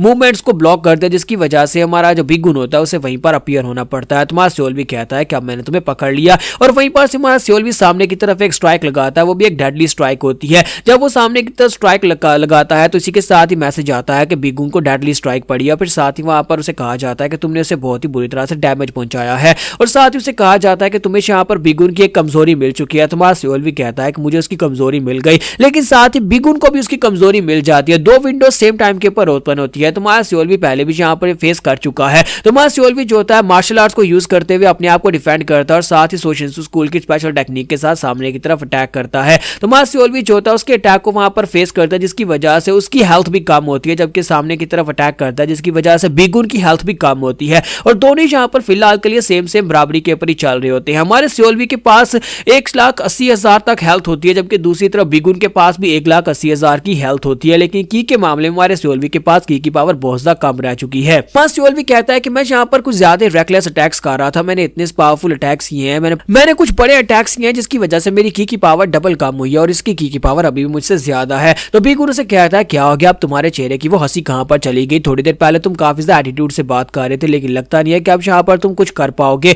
और साथ ही वो जंप करते हुए सियोल के ऊपर अटैक करने के लिए आगे बढ़ता है। जैसे ही वो उसके करीब पहुंचता है हमारा सियोल भी जो होता है वहां पर उसके अटैक को ब्लॉक करते हुए पीछे की तरफ बढ़ता है और कहता है कि मेरे पास अब यहाँ पर एक ही पावरफुल अटैक बचा है, वो विंड गार्ड अटैक है। अगर मैं विंड गार्ड टेक्निक को यहाँ पर यूज कर लेता हूँ तो फिर मैं यहाँ पर इसको हरा सकता हूँ, क्योंकि उस टेक्निक को यूज करने के लिए ज्यादा की पावर की जरूरत नहीं पड़ती और लो की के साथ में उस टेक्निक को रिलीज कर सकता हूँ, लेकिन उसके लिए मुझे यहाँ पर डिस्टेंस चाहिए होगा। जितना करीब से ये मेरे पर अटैक किए जा रहा है मुझे यहाँ पर डिस्टेंस नहीं देने वाला और मैं पीछे भी नहीं हट सकता। सियोल वहां पर कह रहा होता है कि बस यहाँ पर बिगुन एक बार पीछे हट जाए, एक बार वो पीछे हट गया तो फिर मैं यहाँ पर ये कर लूंगा। तुम्हारा सियोल भी इसी के साथ कुछ प्लान बनाता है और अपनी तलवार को थ्रो कर देता है। वो अपनी तलवार को सामने की तरफ थ्रो करता है, बिगुन उसके अटैक को अवॉइड कर लेता है और कहता है कि ये क्या बेवकूफ कहेगा, तुमने अपनी तलवार क्यों फेंक दी। लेकिन साथ ही हमारा सियोल भी जो था अपने पंच के साथ वहां पर विंड गार्ड टेक्निक को यूज करते हुए उसे पंच मारने लगता है, लेकिन बिगुन पीछे हटता है और उसके अटैक को अवॉइड कर लेता है। और बिगुन उसे कहता है कहीं तुम पागल तो नहीं हो गई, जो तुम क्या कर रहे हो, फाइट के बीचों बीच तुमने अपनी तलवार को छोड़ दिया और साथ ही मेरे पर पंच मारने लगे थे। और यहीं पर से बिगुन जो होता है एक बहुत ही डेडली स्ट्राइक लगाता है, सामने की तरफ उसके कंधे के ऊपर अटैक करता है, जिसकी वजह से हमारे सियोल की हेल्थ लेवल सिर्फ और सिर्फ 3200 पर पहुंच जाती है। काफी वक्त के बाद यहाँ पर हमारे सियोल की हेल्थ लेवल इस लेवल तक पहुंची है कि वो हजारों में पहुंच गई हो। तो इसी के साथ ही वहां सियोल भी ग्राउंड के ऊपर गिर जाता है, बुरी तरह जख्मी होता है। तो बीगुन उसे कहता है कि बहुत ज्यादा डिसअपॉइंटिंग था, तुमने मुझे बहुत ज्यादा डिसअपॉइंट किया। पहले तो मुझे लगा था कि तुम यहाँ पर काफी अच्छे बेहतर कैप्टन हो अपनी नई डेड स्पिरिट कंपनी के लिए, लेकिन तुम तो बहुत ज्यादा कमजोर निकले। मुझे नहीं लगता कि तुम्हें उठकर खड़े हो जाना चाहिए और यहाँ पर फाइट करनी चाहिए, कहीं ऐसा ना हो कि तुम्हारे कमांडर्स ये देखकर शर्मिंदा हो जाएं। तो यहाँ पर हमारी एपिसोड 67 का एंड होगा। नेक्स्ट एपिसोड में देखेंगे कि हमारा सियोल भी क्या यहाँ पर उठ पाएगा और क्या यहाँ पर इस डेड बैंडेड कंपनी के बीगुन को हरा पाएगा या नहीं। तो गाइस कैसे हैं आप सब लोग, मेरे सर्वाइवल इंस्टिंक्ट्स के एपिसोड 68 के साथ हाजिर हूं। तो लास्ट एपिसोड कैन पे हमने देखा था कि हमारा सियोल भी जो होता है वहां पर बुरी तरह जख्मियों का ग्राउंड के ऊपर गिर जाता है और उसका हेल्थ लेवल जो होता है वो 3000 पर पहुंच जाता है। और इसी के साथ ही डेड स्पिरिट कंपनी का कैप्टन बीगुन उसे कहता है कि तुम्हारी हालत तो काफी खराब है, अगर तुम्हारे कमांडर्स तुम्हें इस हालत में देख लेंगे तो उन्हें तुम्हारे पर बहुत ज्यादा तरस आने वाला है, तो क्यों ना तुम यहाँ पर उठकर खड़े हो जाओ और मुझसे फाइट करना शुरू करो। तुम्हारा सियोल भी वहां पर नीचे गिरे गिरे सोच रहा होता है कि मेरे पास यहाँ पर एक श्योर वे है इसको मारने का, लेकिन वो इसको मारने का है क्योंकि अगर मैं यहाँ पर अपनी स्पेशल स्किल्स को यूज करूं तो मैं इसको मार डालूंगा, और अगर मैंने इसको मार डाला तो फिर मेरी लाइफ यहाँ पर बहुत ज्यादा मुश्किल हो जाएगी। इतनी मुश्किल के साथ तो मुझे यहाँ पर चांस मिला था इस डेड स्पिरिट कंपनी का कैप्टन बनने का और मैं यहाँ पर से जान से नहीं मारना चाहता। और जैसे ही वहां पर बीगुन पीछे की तरफ मुड़ जाता है और वो जाने लगता है तो वहां सियोल भी जो होता है इसी के साथ उठकर खड़ा हो जाता है। तो सियोल भी जब वहां पर उठकर खड़ा हो जाता है तो उसके एक्शंस काफी ज्यादा अजीब होते हैं। तो बीगुन कहता है कि ये क्या हो गया, तुम यहाँ पर फिर से मार खाने के लिए उठकर खड़े हो गए हो। तो मुझे लगता है कि तुम्हें यहाँ पर अपनी हार मान लेनी चाहिए, तुम यहाँ पर बहुत ज्यादा कमजोर हो चुके हो, तुम्हारी ब्लीडिंग काफी ज्यादा हो चुकी है। लेकिन साथ ही वो कहता है कि ये थोड़ा सा अलग लग रहा है, लगता है कि अभी भी तुम्हारे अंदर कुछ फाइट बची है। और मां सियोल्वी ने एआई मोड को एक्टिवेट किया होता है, तो अब यहाँ पर उसके सामने जो खड़ा होता है वो एआई होता है। तो मां सियोल्वी कहता है कि उम्मीद करता हूं कि एआई यहाँ पर कम हेल्थ के साथ भी सही फैसला करेगा और इससे फाइट करके इसे हरा सकता है। मैं इसे जान से नहीं मारना चाहता, बस इसे यहाँ पर बुरी तरह जख्मी करना चाहता हूँ ताकि यहाँ पर इससे भी वही सबक मिले जो मुझे मिला है। तो बीगुन कहता है क्योंकि हम दोनों यहाँ पर लॉर्ड गोनमा के लिए काम करते हैं, इसी वजह से मैं तुम्हें जान से नहीं मारूंगा, लेकिन तुम्हें यहाँ पर सबक सिखाने की बहुत ज्यादा जरूरी है और इसी वजह से मैं तुम्हारा एक बाजू काट दूंगा। और वो वहां पर अपनी पावर्स को रिलीज करते हुए जैसे अटैक करने लगता है, इसी के साथ ही हमारा एआई जो होता है वहां पर अपनी special technique wind guard technique को एक्टिवेट कर देता है। सियोल भी जिस विंड गार्ड टेक्निक को एक्टिवेट नहीं कर पाता वो उस विंड गार्ड टेक्निक को एक्टिवेट करता है, तो उसके पास से 4 भवंडर निकलते हैं, एयर के 4 बड़े बड़े भवंडर जो बड़ी तेजी के साथ वहां पर बीगुन के ऊपर अटैक करते हैं और बीगुन जो होता है उनके साथ हिट होने के बाद ग्राउंड के ऊपर गिर जाता है। तो सियोल भी इस बात से काफी ज्यादा हैरान होता है और कहता है कि एआई ने ये कैसे कर दिया, एआई ने यहाँ पर स्पेशल इफेक्ट को कैसे एक्टिवेट किया है, मैं तो इस टेक्निक को कभी यूज नहीं कर पाता। और साथ ही हमारे सियोल की तरफ देखता है और उसे कहता है कि तुम तो एक बेवकूफ हो जो ये नहीं कर सकते, और साथ ही उसे घूर कर देख रहा होता है। तुम्हारा सियोल भी कहता है कि ये हर बार यहाँ पर मेरा मजाक क्यों उड़ाता है और हर बार यहाँ पर मुझे इस तरह से देखता है जैसे कि ये मुझसे ज्यादा बेहतर है। और साथ ही एआई जो होता है वो डीएक्टिवेट हो जाता है और हमारा सियोल वहां पर नीचे उतरता है। तो बीगुन जो होता है वो थोड़ी देर के लिए बेहोश हो गया था, फिर साथ ही वहां पर अपनी आंखें खोलता है। तुम्हारा सियोल भी उसके पास ही बैठा होता है और उसे कहते हैं तो फाइनली तुम्हें होश आ ही गई। तो वो कहता है कि हाँ मुझे होश आ गई है, लेकिन तुमने यहाँ पर मुझे बेवकूफ बनाया है। तुम्हारा सियोल भी कहता है क्या तुम्हें ऐसा लगता है कि मैंने तुम्हें बेवकूफ बनाया है? तो वो कहता है कि हाँ मुझे तो ऐसा ही लगता है। तुमने यहाँ पर आखिरी जो टेक्निक यूज की थी क्या वो विंड गार्ड टेक्निक थी? लेकिन वो तो एक एलिमेंटल टेक्निक है जो सिर्फ चोरमा के डिसाइपल्स ही सीख पाते हैं। तुम्हारा सियोल भी कहता है कि हाँ वो वही टेक्निक थी। तो वो कहता है कि इसका मतलब है कि तुमने अपनी ट्रू एबिलिटीज को मुझसे छुपा कर रखा हुआ था। अगर तुम्हारे पास पहले से यहाँ पर विंड गार्ड टेक्निक थी तो इसका मतलब है कि तुम मुझसे ज्यादा स्ट्रॉन्गर थे। सियोल से कहता है कि बस यही समझ लो कि मैं तुमसे ज्यादा लकी हूँ, इसी वजह से मुझे वो टेक्निक मिली और इसी वजह से मैं यहाँ पर इस डेड स्पिरिट कंपनी का कैप्टन हूँ। तो बीगुन उसे कहता है क्या तुम यहाँ पर मुझे बेहतर फील करवाने के लिए सब कुछ कह रहे हो? तो वो कहता है कि तुम जो समझना चाहे वो समझ सकते हो।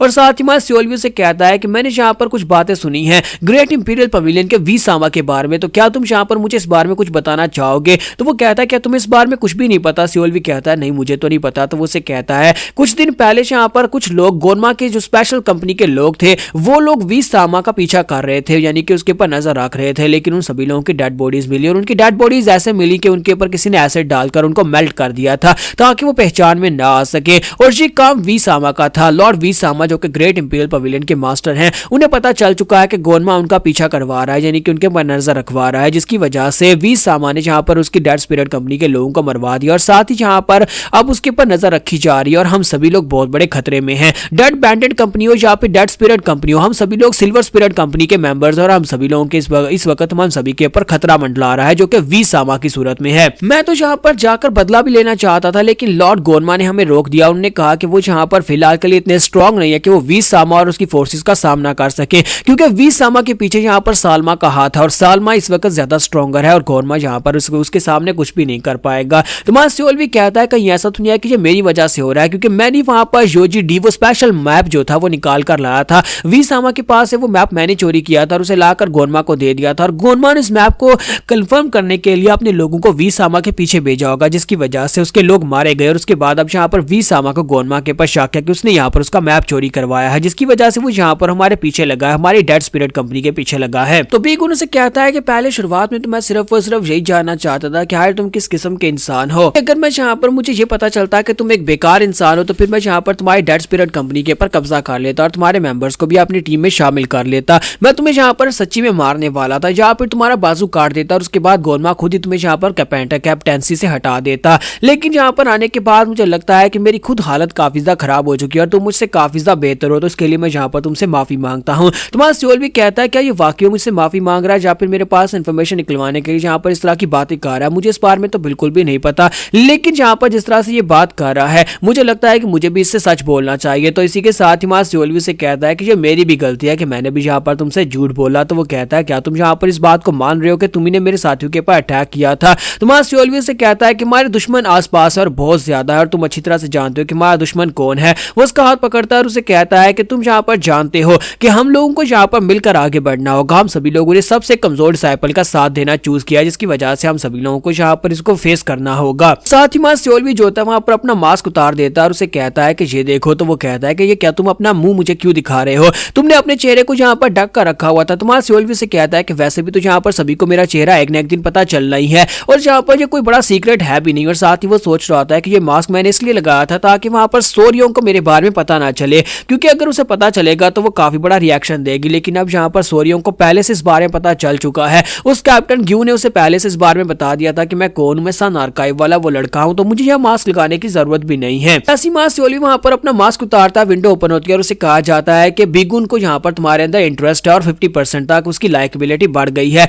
यानी कि अब वो यहाँ पर तुम्हारे साथ फ्रेंडली हो गया। तुम्हारा सियोल भी कहता है कि ये क्या मैंने यहाँ पर एक दोस्त बना लिया, ये तो अच्छी बात है कि यहाँ पर मुझे उस तरह की लाइकेबिलिटी कहा गया, तो दूसरी वाली लाइकेबिलिटी होती तो फिर तो मेरी वाट लग जानी थी। और साथ ही हमारा सियोल भी वहीं पर लेट जाता और कहता है कि मैं बुरी तरह से थक चुका हूँ, और दोनों वहां पर थोड़ी देर के लिए रेस्ट करते हैं। और इसी के साथ ही नेक्स्ट सीन जो होता है, ये खबर जो होती है वो फैल जाती है और हमारे सियोल के कमांडर्स जो होते हैं अपने रूम में होते हैं। और सबसे पहले जोंगजिन जो होता है वो जोंगजिन भागता वहां पर आता है और आकर सभी लोगों को बताता है कि तुम लोगों ने ये खबर सुनी है कि हमारे कैप्टन ने कैप्टन बीगुन को हरा दिया। वो लोग हैरान होकर कहते हैं क्या वाकई में यहाँ पर कैप्टन ने बीगुन को हराया है? क्या ऐसा पॉसिबल है? क्योंकि कैप्टन बीगुन जो है उससे ज्यादा स्ट्रॉन्गर दिखाई देता है और वो पहले से यहाँ पर उसके पास एक्सपीरियंस भी ज्यादा है। तो वो सभी लोग भी इस बात से काफी ज्यादा खुश होते हैं और कहते हैं कि लगता है कि हमारा कैप्टन वाकई में बहुत ज्यादा अमेजिंग है और अगर इस तरह का कैप्टन हमारा है तो फिर हमें भी यहाँ पर उससे काफी कुछ सीखने को मिलेगा। तो योरिम कहता है कि मुझे पहले से यहाँ पर महसूस हो रहा था कि हमारा ये वाला कैप्टन पहले वाले से काफी ज्यादा बेहतर है और मुझे लगता है कि हमें यहाँ पर कैप्टन से जरा तमीज से बात करनी चाहिए। जबकि सोरियोंग वहां पर सोच रही होती है क्या वाकई में हमारा कैप्टन ये सब कुछ कर सकता है, लेकिन उसने ये किया क्यों होगा?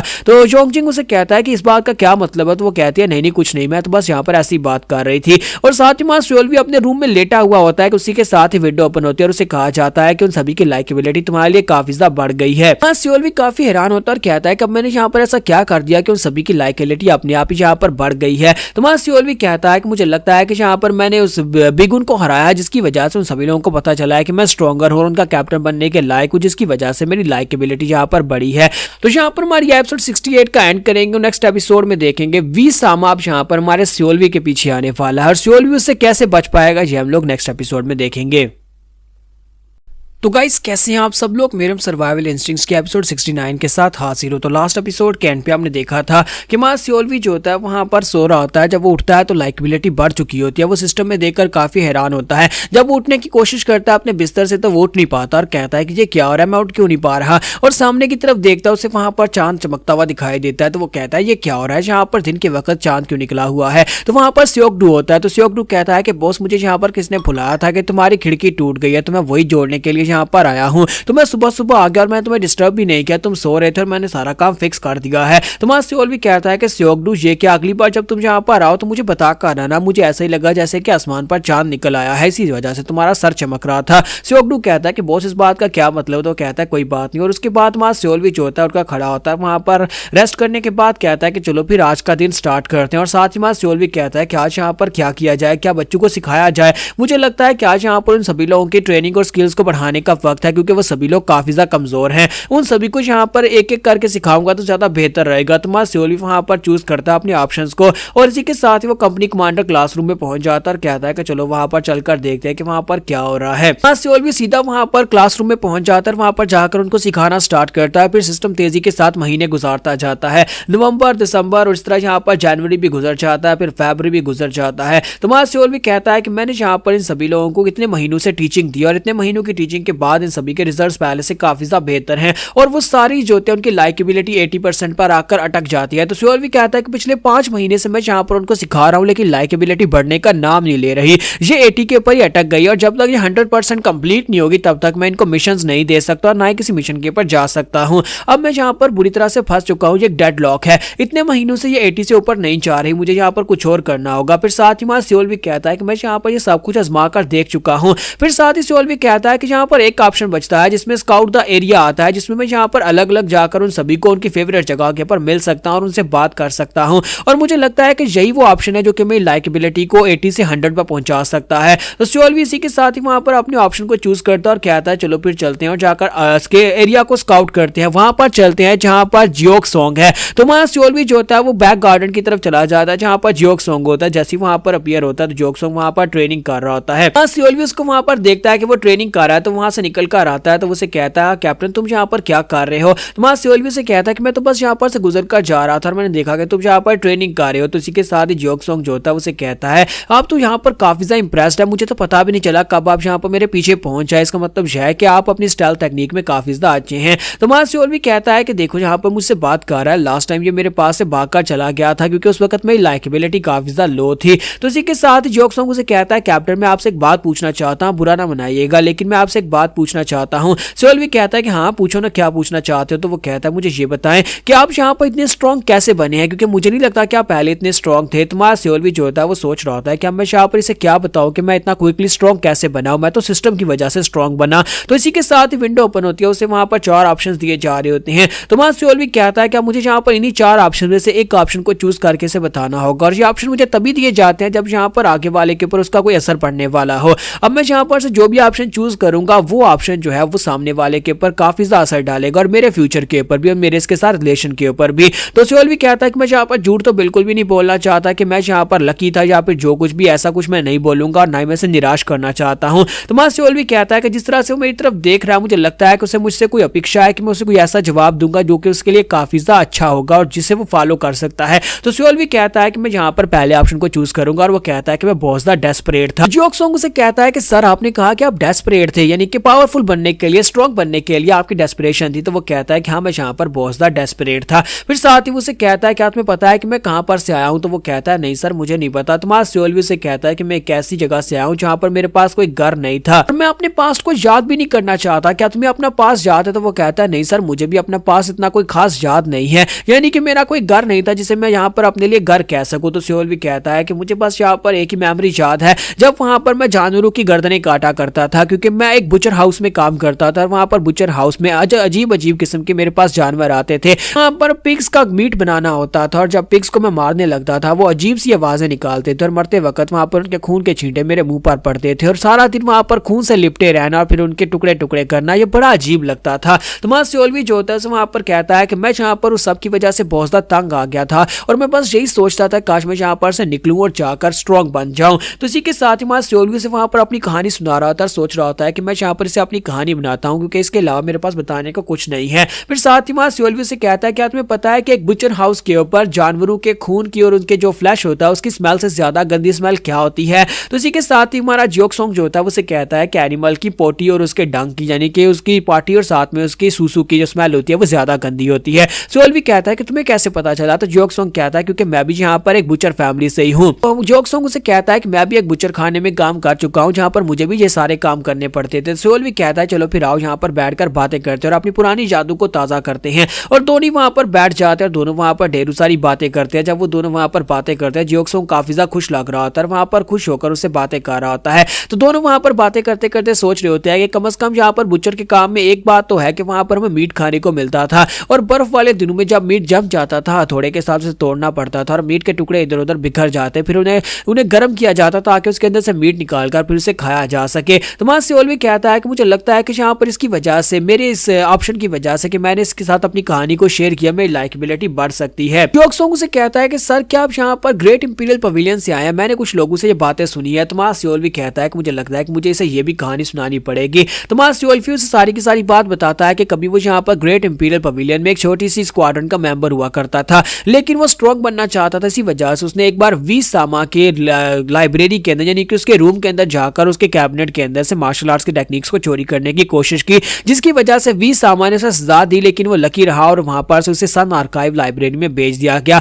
और सियोलवी को वहां पर से एक राज मिला और वो सारी बात उसे डिटेल में बता देता है। जब मुझे यहाँ पर बार बार पहले वाली बातें बताने की जरूरत नहीं है। तो सियोलवी जब उसे सारी बात बताता है और उसे कहता है कि ये सब कुछ डेस्पिरेशन की वजह से था, क्योंकि मैं स्ट्रॉन्ग बनना चाहता था, इसी वजह से मैंने यहाँ पर रिस्की मूव्स लिए, मैं यहाँ पर सब कुछ करना चाहता था, इसी वजह से मैंने ये सब कुछ किया क्योंकि मुझे स्ट्रॉन्ग बनना था। ऐसी माना सियोलवी उसे अपनी पूरी कहानी सुना देता है। तो उसी के साथ विंडो ओपन होती है और उसे कहा जाता है कि तुम्हारी लाइकेबिलिटी इसके साथ 100% पूरी हो चुकी है और उसके पास ऑप्शंस आ जाते हैं कि अब यहाँ पर चाहे कुछ भी हो जाए, जियोंग सुंग तुम्हारा वफादार रहेगा और कभी तुम्हें धोखा नहीं देगा। और साथ ही उसके पास ऑप्शंस आते हैं जिसमें उसे कहा जाता है कि तुम अब यहाँ पर इसे मिशन दे सकते हो और साथ ही तुम इससे इंफॉर्मेशन भी हासिल कर सकते हो। तो वहां पर 3 ऑप्शंस होते हैं जिसमें वो फ्यूचर वॉरियर्स के बारे में पूछ सकता है कि वो वॉरियर्स जिनके पास ज्यादा डिमोनिक एनर्जी नहीं होती उनका क्या होता है। दूसरा ऑप्शन होता है कि लॉर्ड वी सामा और जहां पर सिल्वर स्पिरिट यूनिट के बीच में ऐसा क्या हुआ है जिसकी वजह से वी सामा हमारे सिल्वर स्पिरिट यूनिट के पीछे पड़ा है। सियोल भी कहता है कि यहाँ पर मुझे 3 ऑप्शंस दिए गए हैं और मैं तीनों ऑप्शंस में यहाँ पर इसके पास इंफॉर्मेशन ले सकता हूँ, लेकिन और यहाँ पर या का कोई ऑप्शन नहीं है, जिसका मतलब यह है कि मैं तीनों ही यहाँ पर इससे पूछ सकता हूँ।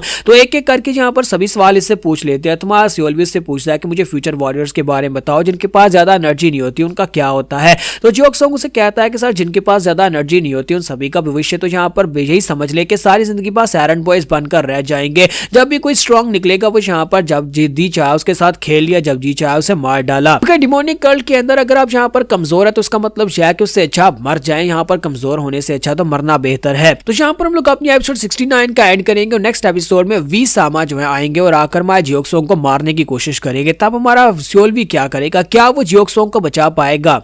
तो गाइस कैसे हैं आप सब लोग, मिरम सर्वाइवल इंस्टिंक्ट्स के एपिसोड 70 के साथ हाजिर हो। तो लास्ट एपिसोड के एंड पे आपने देखा था कि मा सियोल भी जो होता है वहां पर जियोंग सुंग से बात कर रहा होता है और जियोंग सुंग जो होता है वहां पर उसे इन्फॉर्मेशन दे रहा था जो कि मा सियोल को उसे चाहिए होती है। वो एक एक करके वहां पर उससे पूछ रहा होता है। वो वहां पर उससे वी सामा के बारे में पूछता है, तो वी सामा के बारे में भी उसे वहां पर बताता है कि हमारे सिल्वर स्पिरिट जो है ना यहाँ पर बहुत ही बड़े खतरे में है, क्योंकि वी सामा जो है यहाँ पर हमारे से सवाल पूछ रहे हैं। उन्हें यहाँ पर हमें हमारे ऊपर शक है कि सिल्वर स्पिरिट यूनिट का जो नया कैप्टन आया है वो यहाँ पर कोई ऐसा बंदा है जिसकी वजह से यहाँ पर उसे खतरा है, या फिर जिसकी वजह से यहाँ पर कोई सीक्रेट लीक हुआ है। तो वहां सियोल भी सोच रहा था कि यहाँ पर तो मेरी बात हो रही है कि यहाँ पर मैंने वो सीक्रेट मैप जो था वो मैंने चोरी किया था और मुझे लगता है कि उसे मेरे ऊपर इसलिए शक हो रहा है क्योंकि मैं वहां पर से उसके सन आर्काइव के अंदर से सीधा यहाँ पर गोनमा का आकर कैप्टन बन गया हूँ, जिसकी वजह से काफी लोगों को ये बात खल रही होगी। और फिर साथ ही वो उससे आखिरी सवाल पूछता है गियर के बारे में। तो वो उसे गियर के बारे में बताता है कि गियर जो होते हैं वो तलवारें वेपन्स हो सकते हैं जो कि कंपनी कमांडर कैप्टन जो होता है वो अपने कमांडर्स को इशू करता है।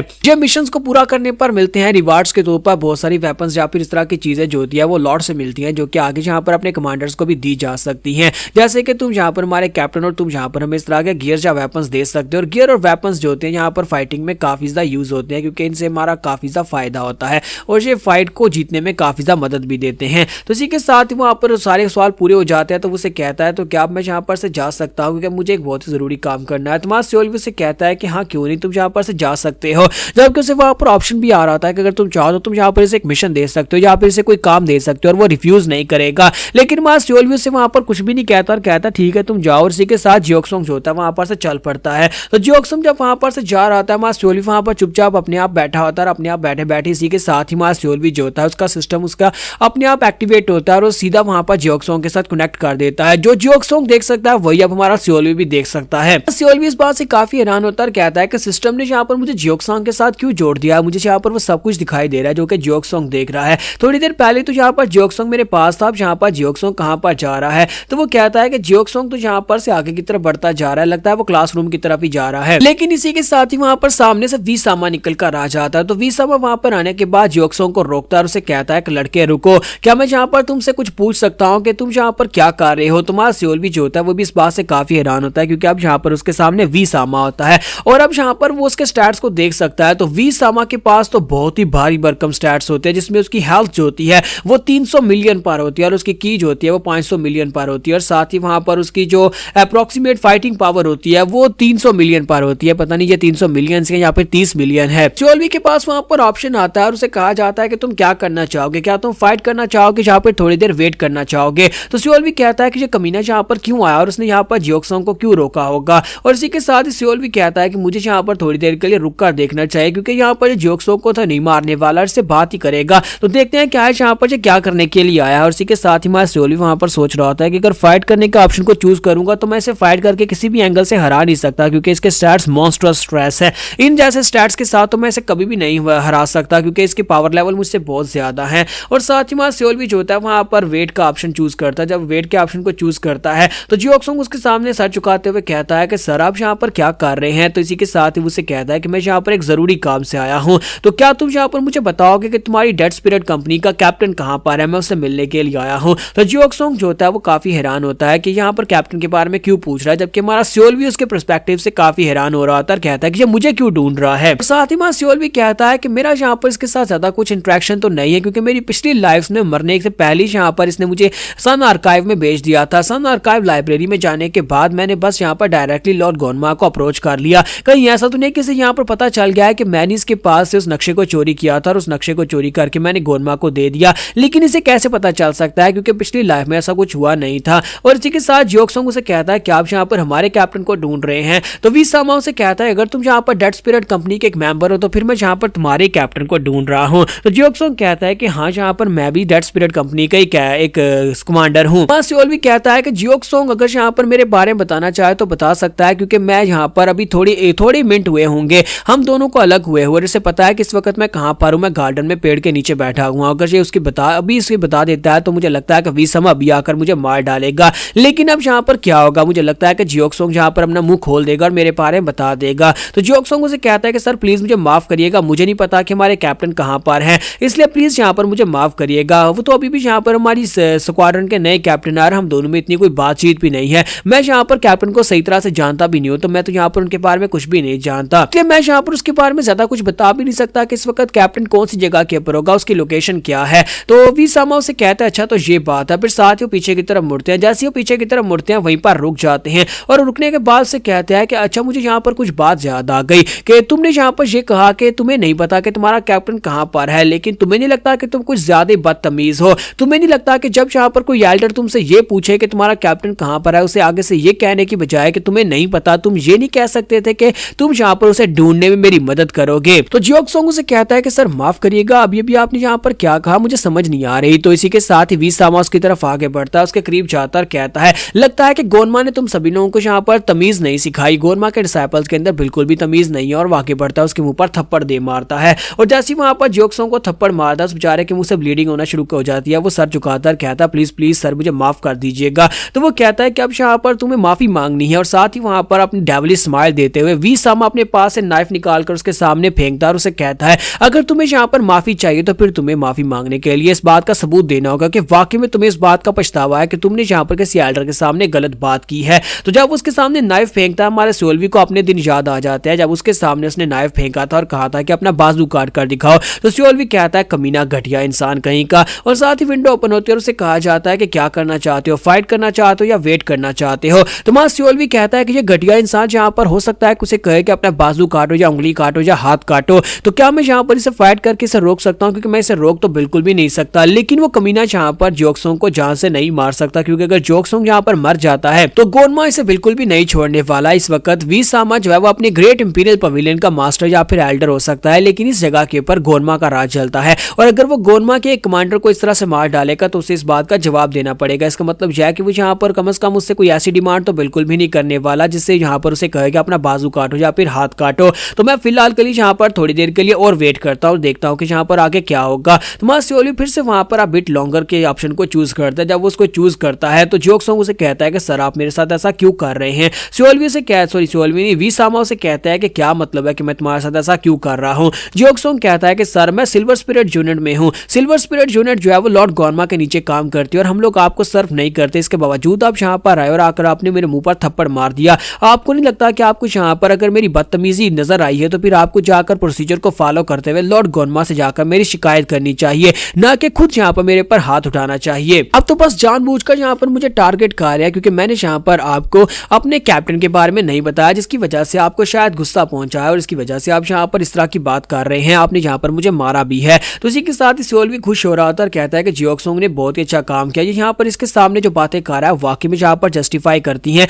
किसी कमीना यहाँ पर आकर गलत कर रहा है, इसका मतलब यह है कि ये यहाँ पर जियोक्सोंग को आप कुछ भी नहीं करेगा। हो सकता है कि वो गोनमा के नाम से डर जाए, लेकिन इसी के साथ ही वीसमा वहां पर हंसना शुरू कर देता है और साथ ही वो कहता है कि ह्यूक भी यहाँ पर रहो, और ह्यूक भी जो होती है वहां पर से निकल कर आ जाती है। तो यहाँ पर हम लोग अपनी एपिसोड 70 का एंड करेंगे। नेक्स्ट एपिसोड में देखेंगे ह्यूक भी वहां पर आने के बाद क्या करने वाली है। तो एपिसोड की एक्सप्लेनेशन अच्छी लगी हो तो कमेंट करके जरूर बताइएगा, वीडियो को लाइक करना मत भूलिएगा। Thank you.